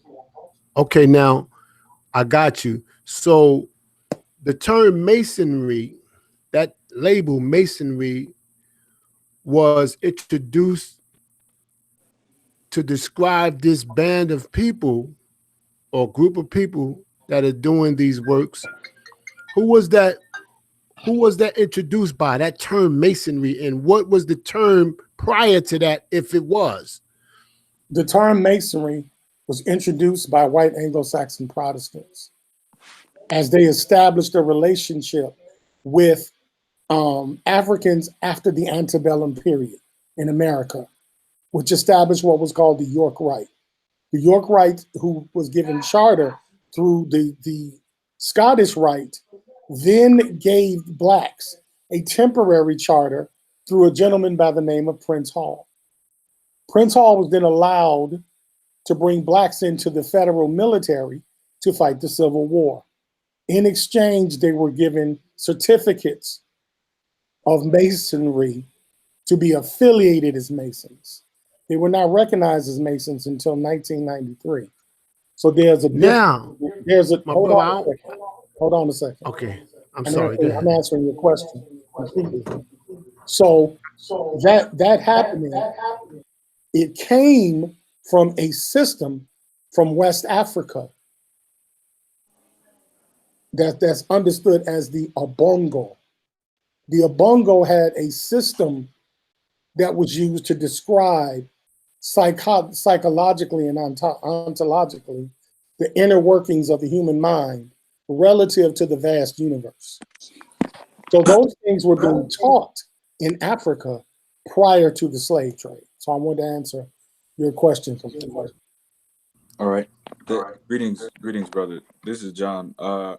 So from what I'm understanding, there was an original group of people, of indigenous Africans, who had a way of life, a way of thinking and understanding the world around them. And then a lot of this teaching, understanding was adopted or adulterated by white Anglo-Saxon Protestants, as you said. And now we have groups of modern day Black people or Africans in the diaspora that have adopted this same society. So I guess maybe it's a juvenile question, but why didn't we at some point take back what was ours and rename it or give it back to its original name? Because when you talk about Rastas, they have a self-determined name. And when you talk about Kemetau, the Kemetic spirituality, they have their own self-determined name. You know, why not take this science that is ours and give it a name that would proclaim that originality? Our name is given, it's just not spoken of publicly. One Masonic group in Africa that is highly secretive is called the Oro. You're not to speak of the craft publicly in those tribes. What? Because of that reason. Like the adaptation of the word Kemetic. That is an American word. Kemetic. You don't see the suffix ik, I-C, to be like in any meta-meta. And even in meta-meta, you're talking about the grammar of meta-meta. So that's a whole nother conversation. So when we talk about the propaganda around it, the name means absolutely nothing because we're sitting here on live stream talking English. That tells you right there. We're having social exchange in our oppressor's language right now.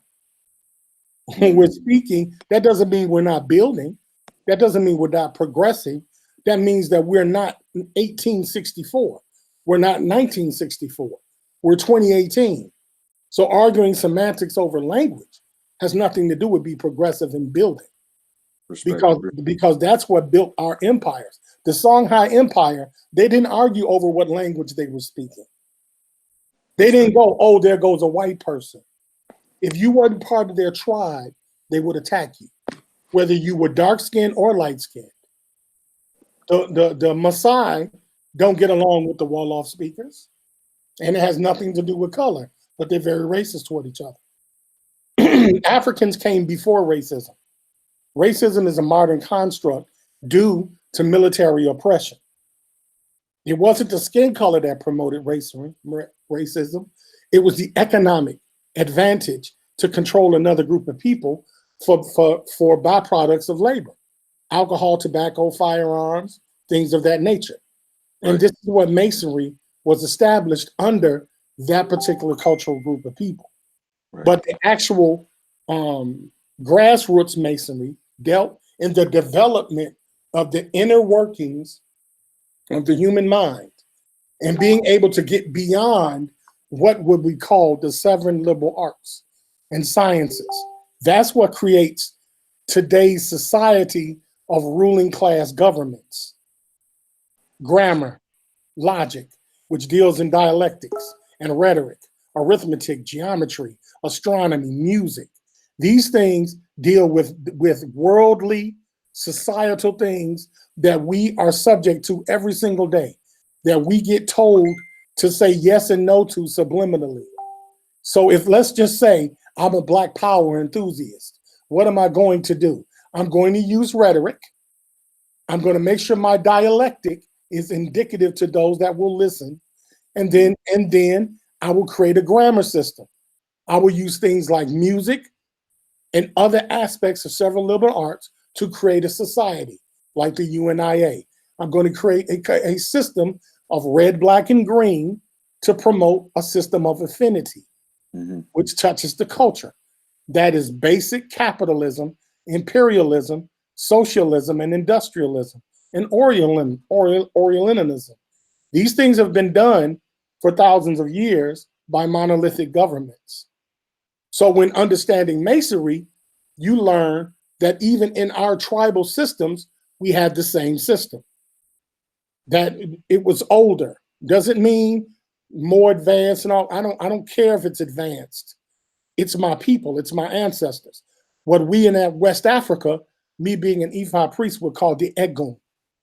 We will be dealing with our ancestors and the work that they did prior to books and prior to scholarship. So That's you a liberal art. That has nothing to do with the wisdom of being a black person. Can I? Oh, sorry. Yo, yes, brother Konsu, greetings. I'm kind of familiar with your work, so a pleasure to have you. Yeah, my question is in relation to what you just said in terms of Ifa, and I'm just looking at traditional general. Yeah. I'm tapping into Muslim, and I really want to ask the question: if I am initiated, for example, as an Ifa, or Evudan, or any other, Kumina, or any other African traditional spiritual system, as a priest or a practitioner within those systems, are you saying then that in effect, one is a Mason even if one is not connected to an official body that goes by the title of Mason? Yes, that's absolutely right. The initiation system is very sacred. The corporate system of joining a group by contract or charter, that's the West, that's the Western practice. That's an Anglo-Saxon, because as slaves, we were made Freemasons under contract, but we were still serfs. We were not free we didn't have freedom, we only had liberty. So we had liberty to move around the way that we wanted to, but we had slave papers, identification, social security numbers, these kind of things. We became federalists and we became serfs. So we can move about as much as we wanted to throughout the world, but we had to be recognized and chartered as chattel property. But original Masonry, and I'm using the term Masonry for the sake of this conversation, we were initiated at birth. We were initiated by our elders of our communities, and it was highly sacred. A foreigner could not just walk in your community and know who the influential people are.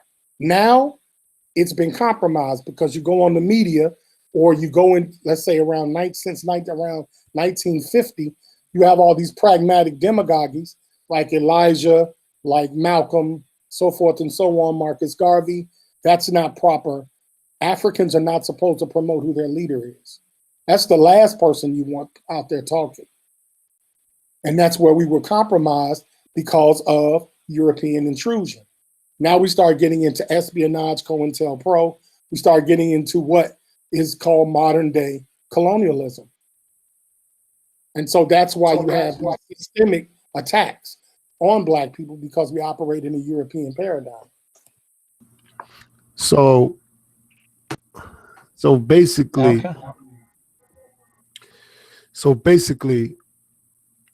the operation of secrecy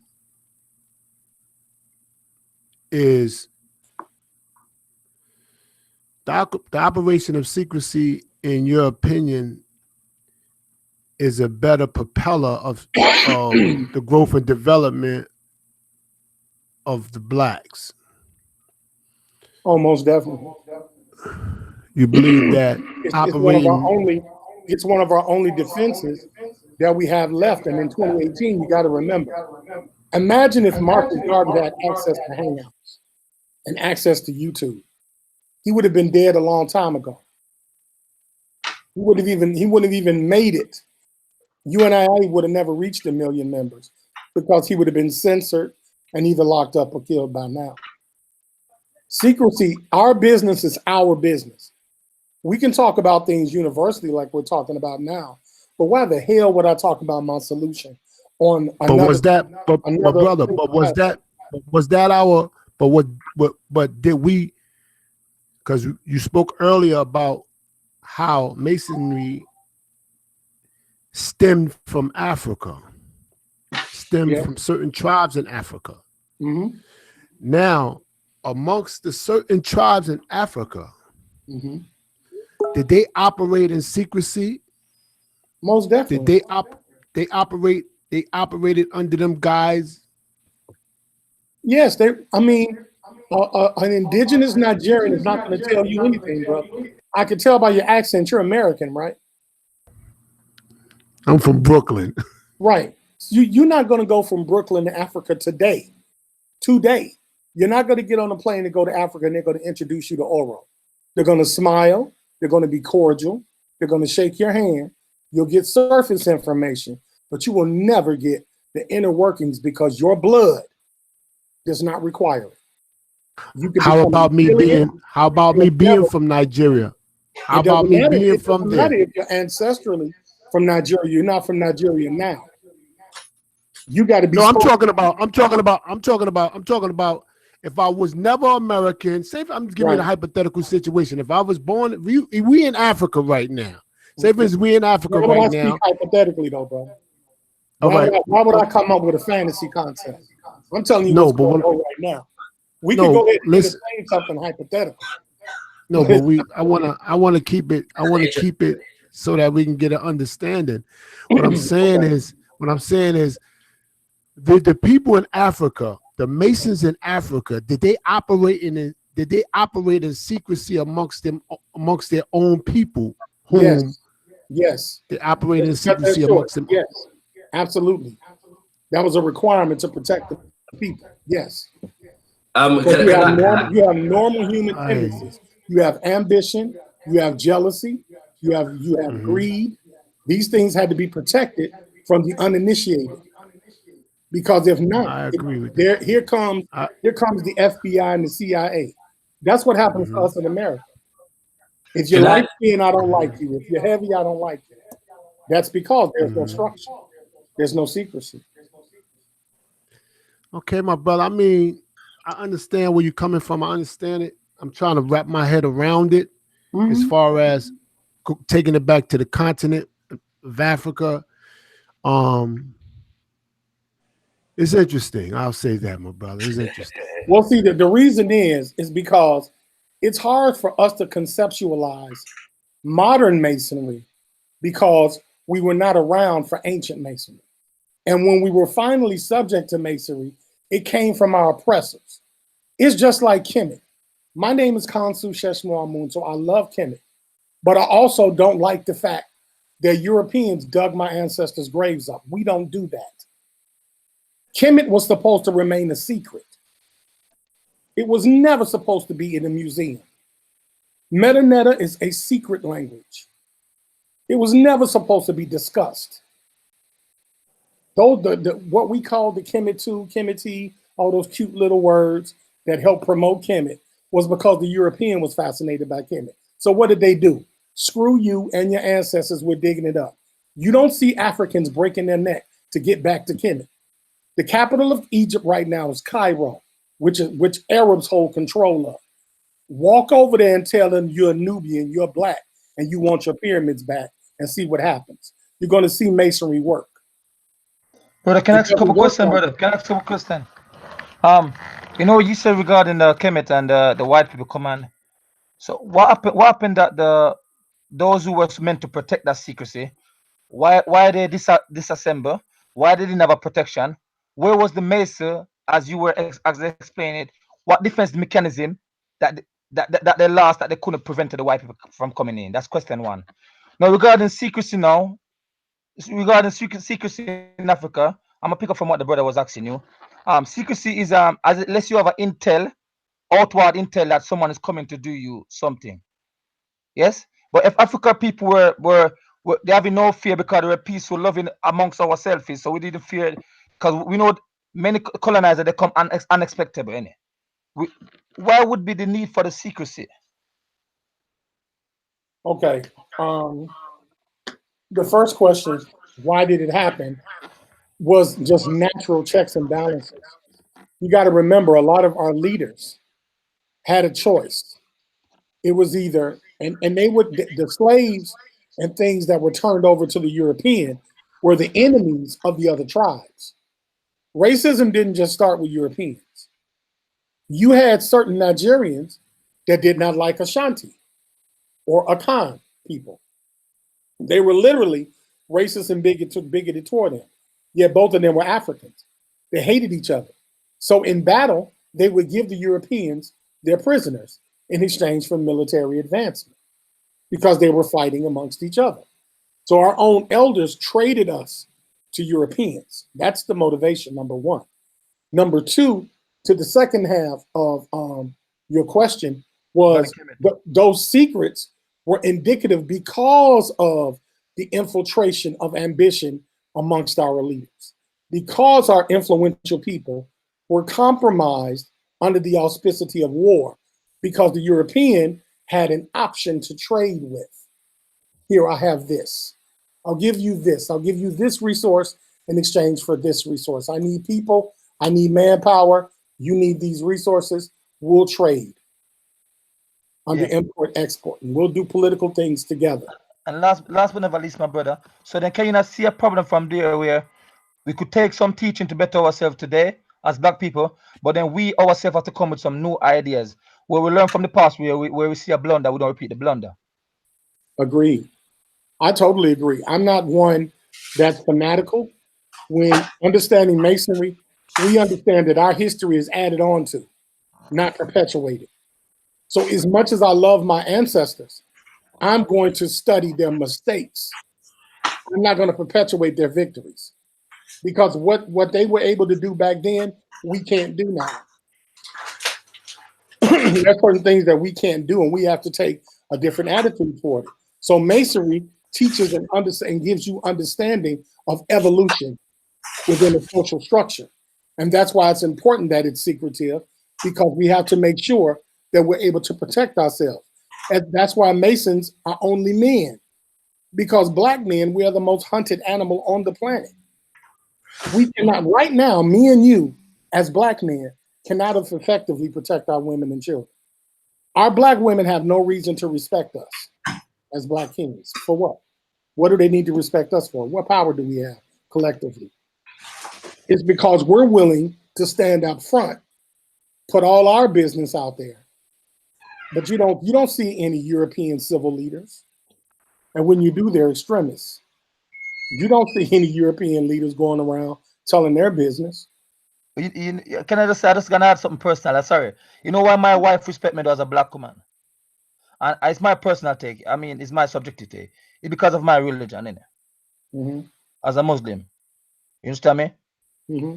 As a Black man, you say there's no reason. I understand what you mean with the pressure from outside and the white establishment. Now they come down sometime, because me sometimes have to do social work, so where they will speak a Black person, they having certain, and the way you speak, you got the neighbors say, oh, they're having a domestic, you know how many time I have to run these people at my home. You understand, bro? So we understand. I understand what you mean with the external force when they make the division. They hate to see a man within the family. That's the plan. They hate to see, especially in Black family, they hate the father. They don't want to deal with the father. Right. You understand me? That's all the work. So I understand where you're coming from, but I see where my religion keep me grounded, me and my wife grounded certain way, that we get our teaching from the Quran and from the Sunni, how we can deal with each other respectfully and mutually. I'm not saying you won't find it in nowhere else, yes, but I'm just saying that's my personal take on that. I'm just sharing.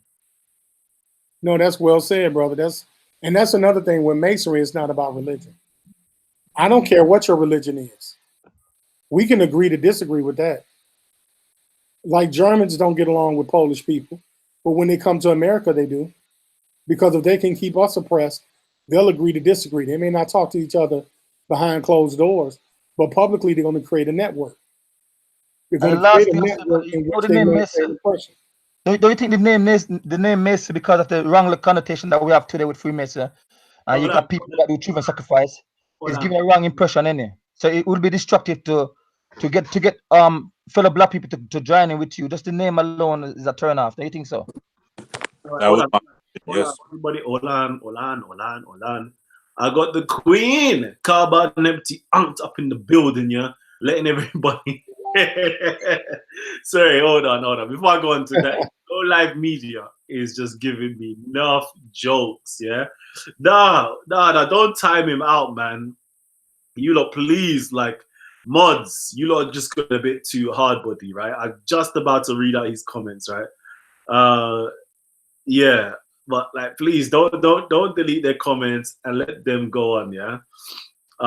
You know, the brother said, no, I'm glad to see, hold on, where's the message? Hold on, let me share it. This is just too comical, man. I salute the Go Live Media. All right, this is what that man says, yeah? Glad to see no Muslims on the panel, yeah? I must have wrote back and said, yeah, is that what you... Oh, no, he says, oh, wait, one Muslim brother is on the panel. I was like, yo, you spoke too soon. And you realize, nah, there is somebody on the panel. So I was catching jokes, man. Jamaican black brother was going to bend up Issa's face, he says. Somebody's deleted it. May Allah protect him. Yeah, he's been timed out for a little bit. Apologies, man. Allow him to go, man. I like these individuals just saying certain things, man. It's just catching jokes. So anyways, yeah, as my queen, Kaba Nebti Unct is saying, family, right? We have over 207 people tuned in right now. And you lot are not hitting the like button. Like, why is that? Please hit up the like button, man. Look, I'm just going to quickly hit it again. Look, hit it again, man. Hit the like button. If you haven't already hit the like button, hit the like button. Show your love, show your support. Let us know that you're here to support Titans TV. And if you're new to this channel, right, you know, hit up the subscribe button. We have excellent shows that always pops off over on Titans TV. Yeah? Okay, so hold on. We got Quarain, we got Shahid. We've actually got 2 Muslim brothers that's actually on the panel. So yeah, imagine that. No, 3 Muslim brothers that's on the panel. Tell a lie, 3 Muslim brothers. Sorry, Go Live. Sorry, we still got more on the way. Yeah, Nico D Silva. Peace to you, family. Peace to you. Anyways, let me actually drop the link, right, for you guys who wants to join in. I actually want to close down the masonry conversation soon. Okay, I want to close down the masonry conversation soon because it was supposed to be half an hour, right? And I'm hoping you guys have been well informed via masonry and how it can be productive to the Black community and help us to actually succeed, right? This is like a festive board right about now. You're just being entered into a Masonic conversation and a Masonic entertainment session and education session. So it's been absolutely wonderful. I want to quickly see, right, if you've got any last dying questions or remarks that you want to make, especially for the Grand Master himself, right? Please just unmute your mic and mute your mic a couple of times so I know the order of how it's going to go. So we've got Ezra, we've got Shaka, and that's about it. But first, scattered minds. Hey, yo, scattered. What are you saying? Yo. I just got home literally, so I'm just trying to get ready and get myself in order before I start talking. But I was listening on YouTube when I was on my way home, so I've been updated still. But I'll let the other brothers talk first. But bro, so much love for doing this show, man. Like I didn't know if he was gonna do it or not, and so much love for the teacher who come through, the master teacher from America who's come through and dropping knowledge about Prince Hall. I got a couple questions, but I'll jump into the show. I'm sorry, man. I'm just trying to get settled in the yard quick. But yeah, I'll be back in about 2 minutes. I'll be ready to go. All right. Scattered minds. Listen, anytime you start any of your shows, yeah, that's how we need to start. Yeah, I'm gonna practice off mic. I'm gonna get. Cool. All right, Ezra, shoot your shot, G. Shoot your shot. Yeah, just before we change topics, yeah, I just need a little clarification on what he's saying. So I did understand a lot of it, but some I'm still confused about. So are you saying, yeah, that you're part of basically a Black Betterment group, yeah, that is about bettering the community that you're in at the time, yeah, and but I understand that bit, but are you now saying that you're free from those people that are in these lodges, in these, like, okay, then the British and Scottish Freemasonry, are you a part of that umbrella? Like, because we know there's different degrees of masonry in it. So like, I just want to know if you're at the degree of where you just think it's a community thing, you know what I mean? But are you just serving the purpose of the people higher up? Like, I want to know if you're free from these people that are calling themselves Freemasons today and using symbology of Kemet for their power system? That's a twofold question. It's a good question. Each lodge or Grand Lodge has a jurisdiction. My jurisdiction is not Scottish Rite, nor is it York Rite, nor is it Ancient Free and Accepted or International. My jurisdiction is Ancient Kemetic Moorish Science Mason. So I'm an Ancient Kemetic Moorish Science Mason. So I am free of any of those those rites of passage. I don't have anything to do with any of those things. Okay, so you're not. I would be the equivalent for relativity purposes. I would be what is considered a deputy potentate 33rd degree Mason. I would be the highest ranking that you could be. If we were trying to compare to Europeans, I don't care about Europeans and their masonry. That's their business. But so that's okay, so you're not. Okay, I get you now. I get you a bit better. So you're not privy to their secrets, and they're not privy to your secrets. Like you said, you're. I'm privy to their secrets, but they're not privy to ours. Oh, okay. All right, and fair enough. Fair enough. So, so you hold on, Virtual. We got Uncle Shakara's up in the building. Yeah, I'm an uncle. No, actually, no. I'm Abu. What's your or Baba? What's your daughter's name? But without giving your daughter's name, if that makes any sense. Who, me? Yeah. It's a son that I have. Oh, it's a son. Sorry, my bad. Your son. Yeah, but I'm not following your question though. All right. So like giving that your son's name might be the person that can give you a name that can call that you could actually use to say Baba something. Baba is fine. Baba. We got Baba Shakara up in the building. So, and of course we got Baba Old to Funky up in the building as well. We can hear the young one there. Oh yeah, Baba Shakara, let's do this. Yeah, so I've got there's much, but I'm not going to go into all of it because there's certain things I could challenge with regards to the relevance of the 7 liberal arts and them kind of things there, and how they're structured and what is considered 7 liberal arts and what is not considered 7 liberal arts. But that's probably a conversation for another time. I'm also mad conscious of the irony of us discussing how secret we need to be on YouTube. That's just something that I'm just quietly laughing about at the moment. But where I really want to go with this is in relation to the idea of the secrecy and how secrecy and nation building either align or contradict one another. We discussed a while ago about the success of people like Marcus Garvey in terms of creating a culture and creating things that people could respond to, and relate to in terms as signs or icons of their principles and their values. For example, the red, black, and green, and them kind of things there. And we look around the world, and all of these people that we say are parts of Masonic whatevers, they build edifices and structures and institutions based upon what it is that they're dealing with. I remember having this conversation with one of my aunties when I was young in terms of the need for us to be secret and have underground systems. And she said to me, underground systems only work properly when you have organized and functioning overground systems, you know what I'm saying, whereby the people them are organized already in a specific space or in specific spaces whereby we're reachable, to be able to organize in covert kind of ways. So really, I'm kind of interrogating that particular idea, in terms of if we're talking about Black Betterment building or African liberation, the liberation of African people in general, can we afford at this particular juncture, to be ultra secretive? Is there not a lot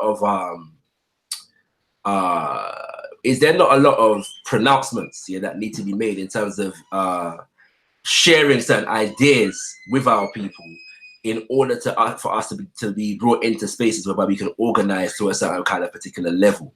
If I hope my question makes sense, and we could go back and forth on this, but I'm just going to make it a question and leave it there.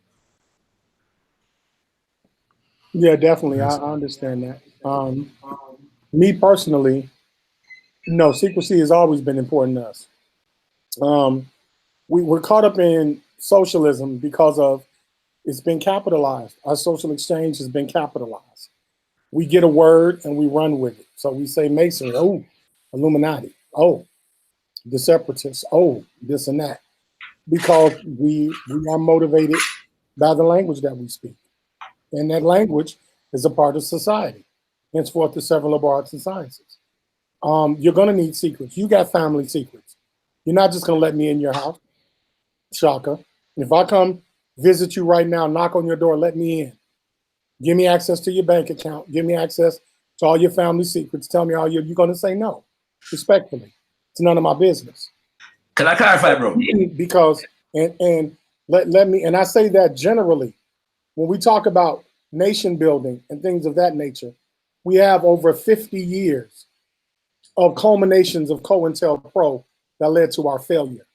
Marcus Garvey, as great as he was, failed. He did not complete the task that he wanted to complete. Boy, Because of people working within his system that were against him. Because he became so public that he became iconic and he wasn't given the right to be a human being. So he was put in a position as a martyr. And all we know is he went this far and then the man stopped him, not realizing that he was compromised from the inside out. It wasn't all that power that we give this man, this European, because most of us sell out each other every single day. And we don't address those things in our communities. We don't address the fact that we don't hold ourselves to a standard. And we're not willing to instill the discipline. When you look at the young men today, 18 to 30 years old, they're drug abusers. That's what makes them popular now. They have absolutely no respect, no decorum. They do not probably lead the women in their lives because they're too outwardly aggressive and public to any and everyone that'll listen to them.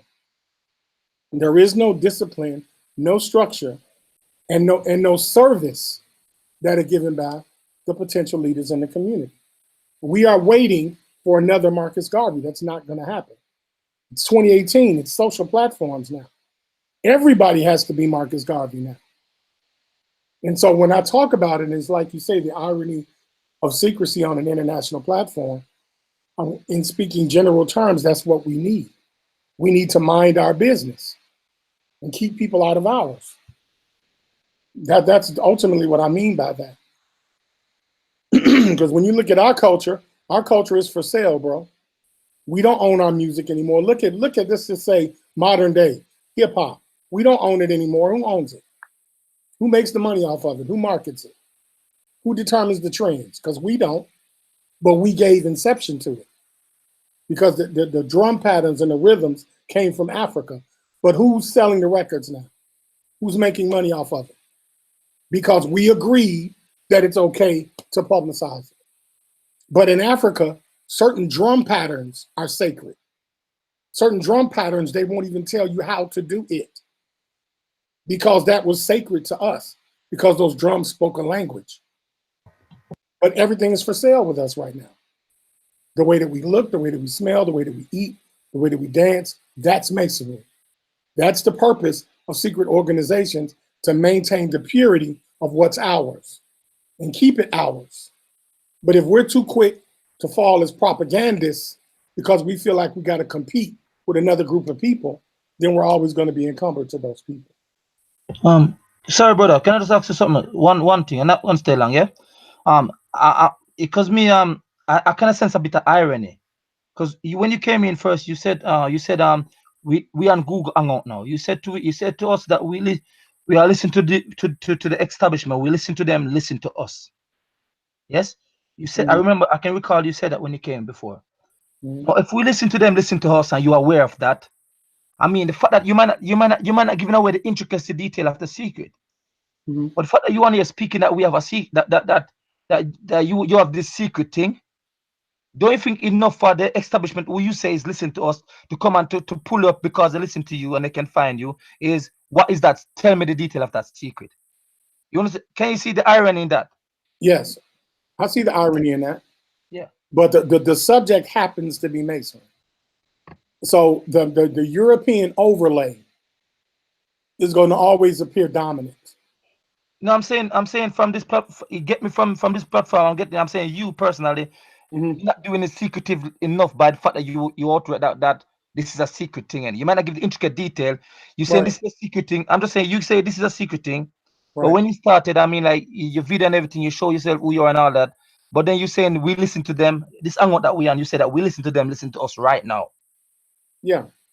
So I'm saying the enemy. I mean, they do it every day. If they're going to do something to me, they're going to do it. Yeah, but I'm saying the white supremacist power to be we're scared of losing the paradigm. The fact that it sounds as you have no fear of you saying that comfortably without them without no fear of them pulling and say, what is that secret? I have no problem with that. I have no fear of it. Yeah, to me, then I sense it's not really a secret, really and truly, then, any. It's not. But again, if the secret's going to be marketed by white folks, look, man, Masons keep secrets. I'm thinking they promote that. I'm not. My brother, I think you're selling to us to be discreet. You're selling to us to be discreet, but I'm trying to say to you, I don't see you yourself being discreet right now with what you give us first. Yes, I'm being very discreet. You don't know what I know. I'm telling you what. No, but I'm saying, but if I'm the establishment, my brother, let me be very clear to you, and I'm listening to you, is I might say, what secret this guy's talking about? But are you the establishment? I'm going to give you a page, innit? No, that's, again, you're talking a hypothetical. Have you ever been in that kind? Have you ever had that kind of power in your life? How would you know about something you never had?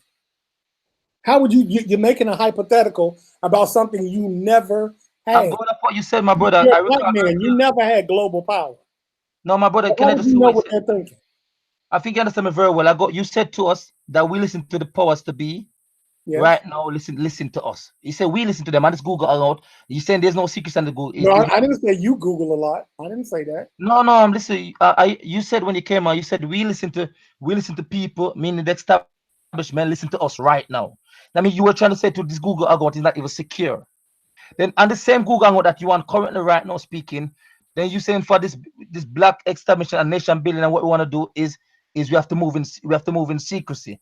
We do. You might not give the intricate detail of that secrecy that you're talking about. Right. Yeah, but I'm saying it's not, no, if they listen to us according to what you said in your own word, then the fact that you already give a holistic approach that you want a secret thing. We're having a dialogue. We're having a dialogue, bro. We're having a dialogue. Yeah, but I'm not giving anything. I'm not saying anything that's not already understood. Do you know Asians don't tell you their business? I'm trying to say, you know, every ethnic group. Except but if you're the agents, I'm saying if you're agents, bro, I would agree with Ezra that it seems like you're the agents for the same establishment as they tag you to be. I'm not. You're not going to play with me like that. No, I'm not. You're not going to tell me. You're not. If I'm talking to you respectfully, and then you're going to tell me an agent because you I'm not being disrespectful, but it's just like sorry because I'm just saying to you. Why are you cutting me off when I'm talking? I'm not saying, but I'm just saying. Oh, I just asked you a question. Why are you cutting me off, and then won't allow me to speak? Sorry, my brother, but I'm saying I could be wrong. No, you're not sorry. I don't need you to be sorry. I'm saying that's what I perceive it, though, brother. Explain why you're doing that.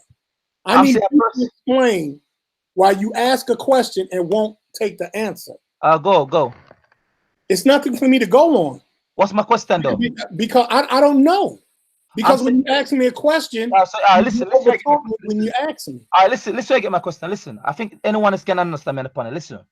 No, anyone can't understand it. No, anyone can't understand it. I'm a critical thinker, bro.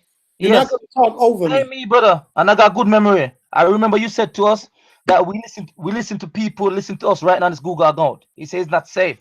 Okay. That's your own wording, my brother. Right. So I'm saying if this same thing that we're speaking on right now is not safe, and you're talking about our own black betterment, we know that any black betterment, the white supremacist power to be right now would stifle any black movement. We see. No, they would not. No, they would not. If that's the case, Talk with the Titans would be shut down. No, what you need to do is ask Kalam how many shows I've been on here talking about all kind of volatile topics. How many times Kalam has put his life on the line going to Speaker's Corner. So you're not talking rational. Because if that's the case, they would have shut Speaker's Corner down. No, they would have came in there and locked up everybody in Speaker's Corner. But the point is, me can speak like that. Anyone can speak like that because this kind of secrecy that general secrecy that you're promoting, we're not promoting that. Like, as Shakara says, we need to speak certain way openly so our people can come on one page. Right. I agree with that. So I'm just saying is I agree with that too. Yeah, but I'm just saying. So when you say secrecy, I will agree. I will be fair enough and say there should be secrecy with some limitation, and sometimes there should. I just said that. Are you trying to argue with me? I've already agreed to that. I'm not arguing with you, my brother. I'm just saying. I'm just saying that. I'm just saying what I sense that you saying that, and this hangout right now. When we both are black men, and you never met me in your life, and we on the international platform, and you call me an agent, I got to check your ass. No. Listen, what I'm trying to say. You're not gonna call me an agent live on air.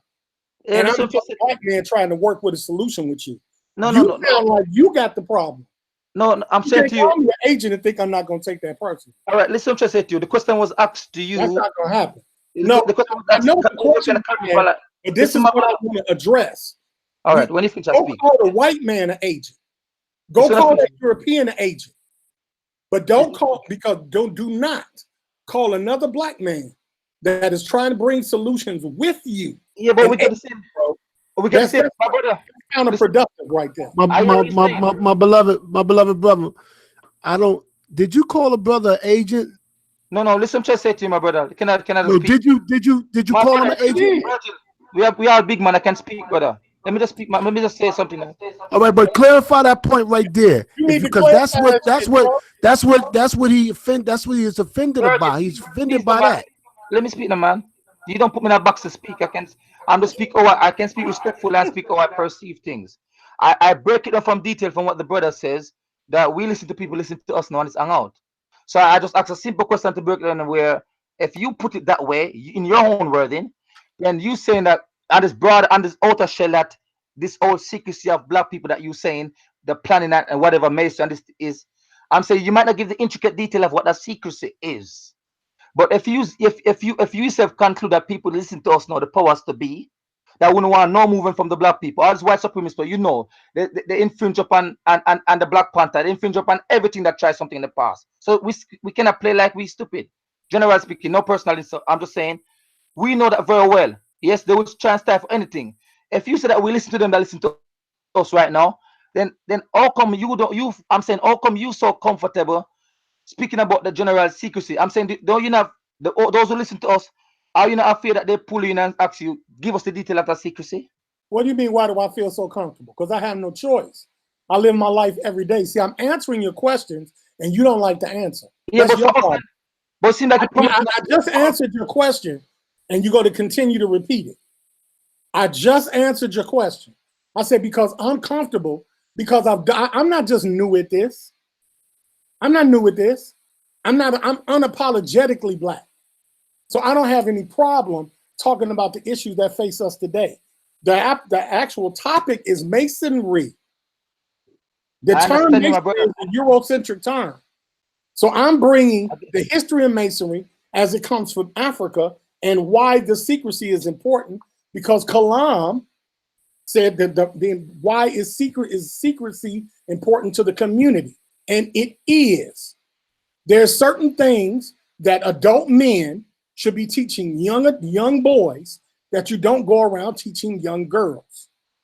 There's certain things that girls should be taught that should not be taught in the company of young men.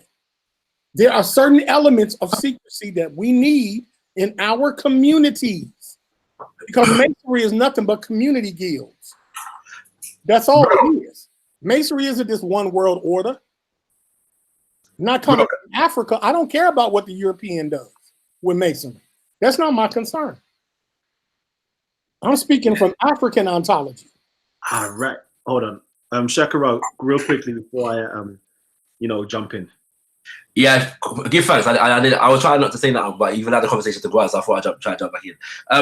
Just to clarify, yeah, in terms of the question that I asked before, the idea of secrecy is not something that I'm against. I understand the principle of it and how it operates in systems of initiation and kind of things there. The need to protect the systems, the knowledge of the systems, and partly due to the fact that we do not want to end up in a situation whereby certain levels of knowledge can be exploited by people that are not necessarily meant to have them. The idea of secrecy is not even outside of the realms of what I'm talking about. In fact, there are some who say, and there's not much knowledge of it for obvious reasons, but there are some who say that Marcus Garvey was actually developing a secret society within the remit of the UNIA. Yeah.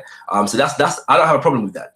All I'm saying, the question really is in terms of whether we're trying to help and build our communities and our people. And a part of that process is organizing our people. So in part, as you said before, the key principle or the key tool in terms of organizing is communication. And there are very many methods of communication. Some are explicit and overt, and some are not so explicit and covert. Yeah. So the only question really is, what is the role at this particular stage of our communal development, not us as individuals or even individual groups of people like with this separate organization, but as a people, yeah, in order to be able to communicate ideas and principles to the masses of our people? And can we do that if we are preoccupied with being secret? I could go into challenging the extent to which Marcus Garvey program was you know, kind of thwarted, so to speak, based upon his profile. Yeah, that's a debate that we can have, but I'm trying not to go there right about now. All right, let me, because I want to close down this particular topic. We've been going hard body on this topic, right? So, you know, all I want to say is, all right, you lot out there, what I want to say is this. You lot listening? Are you lot with me? All right. All I want to say is, who's ready to actually join our movement? Who is actually ready to be initiated? Who is already to be part of the fraternity? Who's ready to be a... Let me keep quiet. So I want to know if you lot are ready for community building, because I know I'm ready for community building, and I already know that we can't be building a community out in the public, right? You know, I don't know how we can be adverse to, how can I put it, secrecy or discreetness, okay? Because I'm pretty sure when you're at home with the family, all right, maybe your wife, your kid, maybe your husband, maybe your kids, and whoever else is part of your family structure, right? I'm pretty sure you don't now share with everybody everything that the family does, all of the family's plans and operations. You don't share the family's finances. You don't share, you know, the family's secret, right? We usually keep that in-house. So if we can do that on a very nuclear scale, why can't we do that in a community building scale? It just makes sense, right? Why would you share your plans and your goals with your enemies? Who does that? Who does that? And if you want to do that, let me know your plans. Let me know what you have in store for the future. And, you know, bring me into your finances. Please, somebody, open up your finances to me and let me see. And I know a couple of friends that can... Anyways, I don't want to take any of your money from your account. Not today. But if you're willing to share everything with me, I'll be happy with that, you know. I'll be happy with that. That's what I got to say. So we're going to actually close down the show. Yes, 419, baby, 419. We're actually going to close down the show right now. It's been very enjoyable, but I'm fear we've actually borderline 2 hours on here. Okay, but if you guys would like to have another show up and running, I'm ready for these marathons today. You know, I'm actually ready for these marathons. If you want to discuss something different, okay, please leave your suggestions down below. Shout out to James SC, Miss London Yoruba is up in the building. Please leave your suggestions down below. And if you've got a show in store, right, where I promise you, right, we're going to work on the highest bidder, right? The highest bidder, not bidder, but bidder, okay? Bidder, okay? That's what we're going to work on. So if you want us to do another show, all you have to do is type Titans TV, place the show in, okay? Or, this is the sure way of winning, right? Simply add a super chat. You can do a super chat as low as $1, right? Or up to £100, whatever the case is, right? But the highest bidder is actually going to win. So Who's going to do it? Who's going to be the first person to put in £1 or above for a show we're going to do after this? Let's quickly read. Shout out Titans TV, great expose of Abu Khadija, was an outrageous man. What an outrageous man. Salute to James. Yeah, man. Salute, salute. Yeah, that's what I'm going to say. Titans Gnosticism, says Mr. Lee. And I know my brother, well, I hope my brother Khonsu Shesmun will be on the panel for that one. Talk about Candace Owens and Russell Brand's interview. I hear you. I hear you people, right?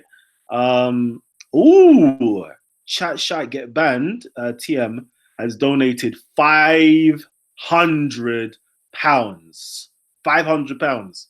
I think that's it. We're actually going to choose the show now. So Chat Shite Get Banned. What is the show that we're going to do? What's the show? You donate £500. If you don't put in the next 10 seconds the show that you want to do, us to do, we're going to take your money and run. All right. So 10, 9, 8, 7, 6, 5, 4, 3, 2, 1. Sorry, we've just taken your money and we're running off with it. See, look at him.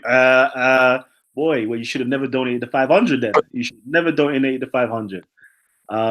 So I'm having fun right now. We're having fun, right? So far we've got the highest bidder is in. Let me just quickly do this, right? Let me share my screen so we can have this fun moment. Now, nobody talk. We're having a fun moment right now.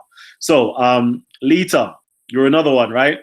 I love you, man. Lita for Christ, okay? You've donated $10 massive, right? $10 massive. But the only thing that you've left out, okay, is what we're going to do with that $10. What is the show topic going to be about, okay? Please, I've got to be fair and give you 10 seconds. I gave 10 seconds for my brother Chat Get Banned, who donated £500, right? Now I've got to give you 10 seconds just to keep with fairness. That's a pound of one. Okay, building bridges. Okay, so far the highest donator, okay, with a suggestion is John McDermott. All right, and his suggestion is building bridges. Building bridges. I like that. And I guess we're talking on from like Christianity, Islam, Kemetics, atheism, masonry, and all the good stuff, right? How can we build bridges?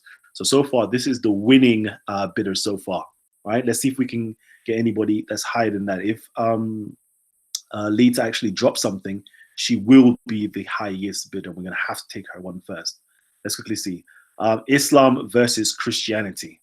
All right. So I think we can fit that around. Is it versus or building? Do you want us to go against each other, i.e. deconstruct Christianity versus Islam? Or are we going to do constructing how we can come together?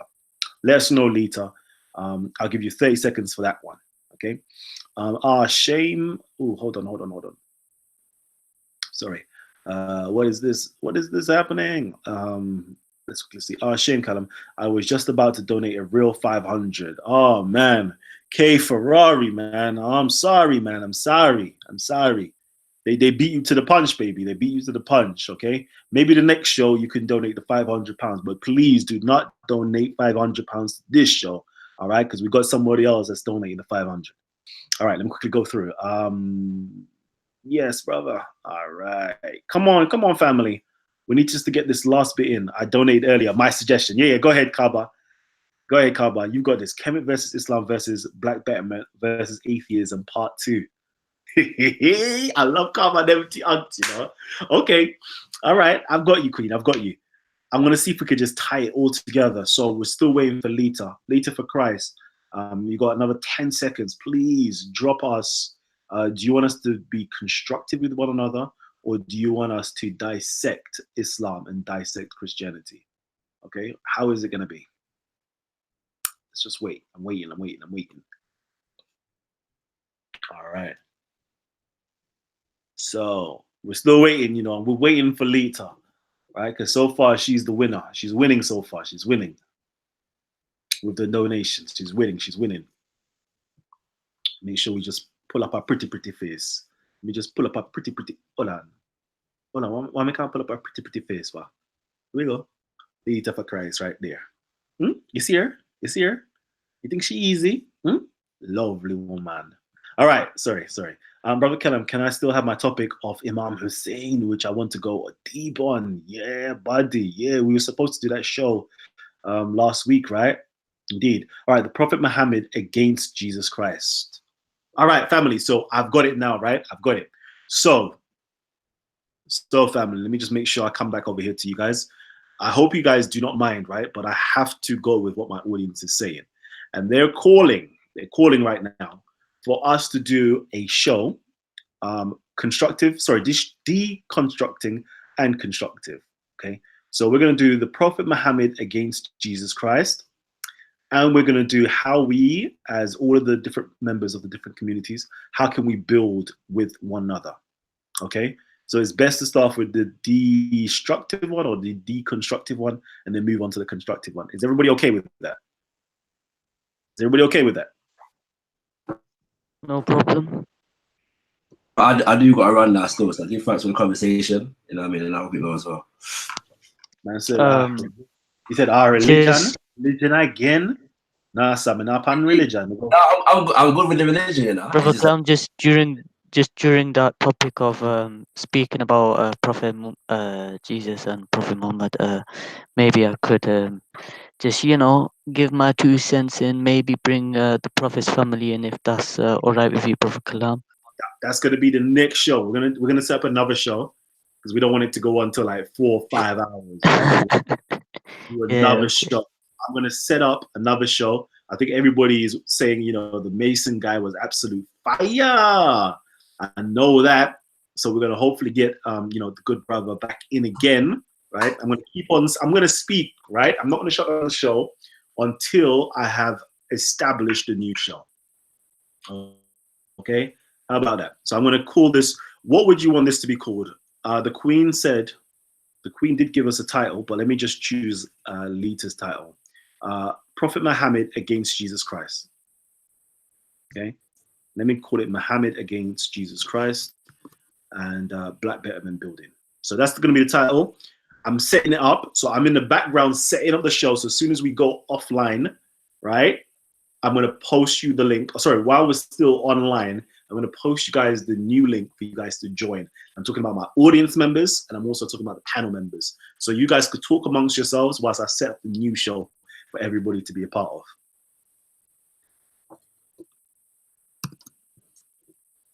Y'all can talk, right? Yeah, just awkward silence, I guess. Brother Kalam, I just want to say, I just noticed that your beard's starting to grow. Let the Sunni go forth. What away is there now? Still growing, I see. Still growing. I have to go and get it. I have to get a little prune up, little shape up tomorrow and that. Making sure I'm looking cess. Probably just shorten the beard, innit? Just shorten it a little bit. Maybe. I see that. I'll be trying to grow it to my chest. You never know. That would be hard though, Brother Kalam, That would just look weird to your wife, A little bit weird. It would. I wouldn't even deny that one. All right. So come on, guys. You can talk. I'm just here setting up the show for you guys. Don't let the show go downhill. No, but somebody's got a mad echo on, so that needs to get fixed. Yeah, that's Brother Virgil. Okay, no worries. That's calm. Who's in the building? Who you got here today? We got man like G in the building. We got my Masonic brother who was talking earlier. Konsu. Ezra's still in the building. And the brother Karnain. So we're going to talk Black Betterment and Jesus versus Muhammad. Yeah. Mm-hmm. All right, cool. I'll try and stay off those topics for now then. Yeah. More generally, what's everybody saying, man? I'm surprised. Yeah. How did you guys feel about the Mason show? Like, because I know it's not many of you, not everyone on the panel was talking. Does anyone have any last inputs people who didn't speak on the last show? Not gonna lie, I learned quite a lot. Hold on, Shahid. Hold on. Nigga to speak. No one to know though. Scattered minds. We saying you're gonna join. But the next one. No. You're not a masonry. Oh. Is that? Are we disclosing that out loud now? Yeah. Is no. Keep that quiet. Still, keep that quiet. Keep that quiet. All right. Now, I'm gonna say, yeah, come join my one. It's Illuminati. So anytime you're ready, right? The Illuminati's doors are actually open to you. Just letting you know, Scatman. Just letting you know. Academic speech wants you to come join us too. Still. Yeah. No.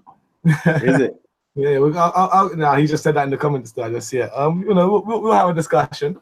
That's what I'm saying, you know. But again, you know, theatricality and deception, powerful agents to the uninitiated. Of course. We Khonsu, we scattered minds. We are initiated, aren't we? Members of the League of Shadows. But anyways, I'm off here right now. But it got to be a secret, though. It got to be a secret, though, my brother. It got to be a secret. It's all quiet. I'm literally falling out right now, right? But the next 5 minutes, the show's going to close down. But I'm going to send you the link. Please check in the YouTube and check in the back chat for the link for the new show, right? Peace and love. Big up, bless. Yeah. Anyone else who wants to talk about who was anyone like surprised about what they learned about the Masons?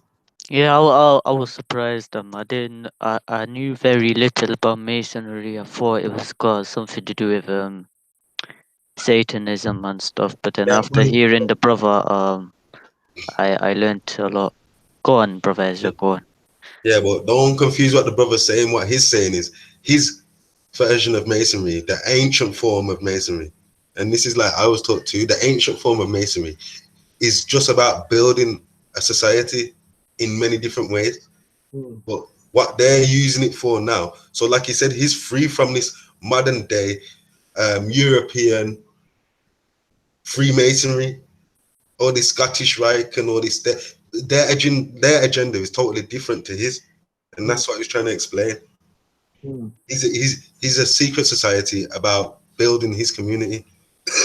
I was listening all the way in, bro. I'm aware. I feel you on that one.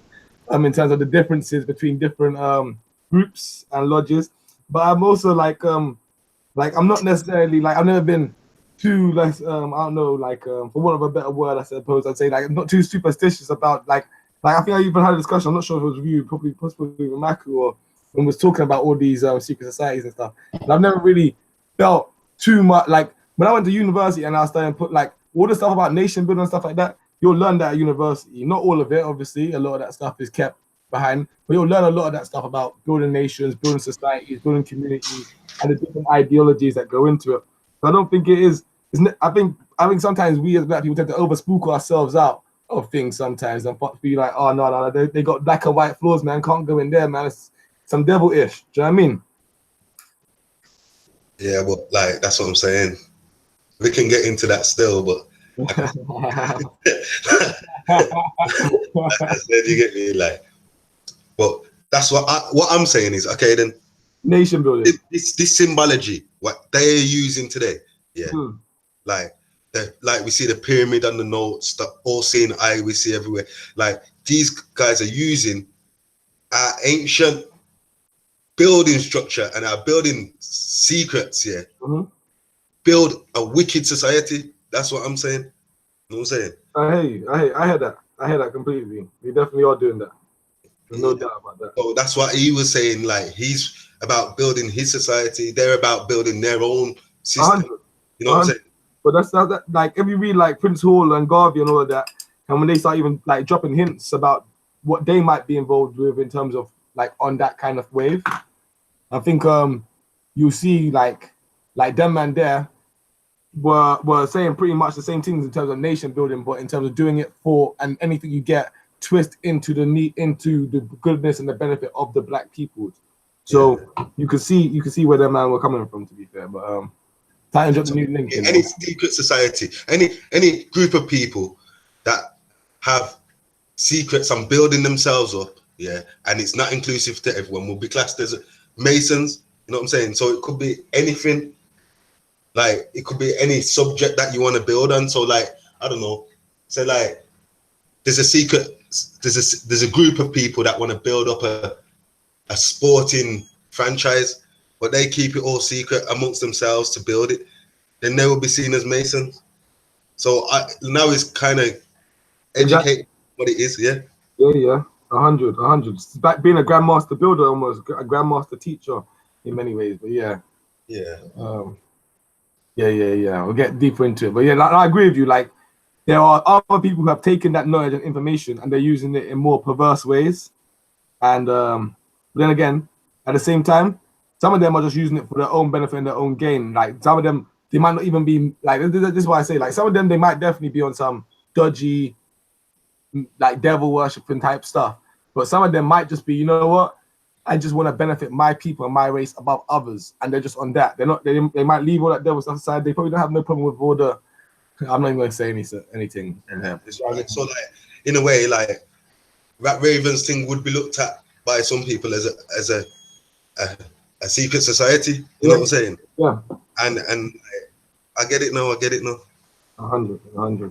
But that doesn't take away the fact that some of these secret societies are for wickedness. Yeah. They're secrets to promote and glorify wickedness. You know what I'm saying? So, yeah.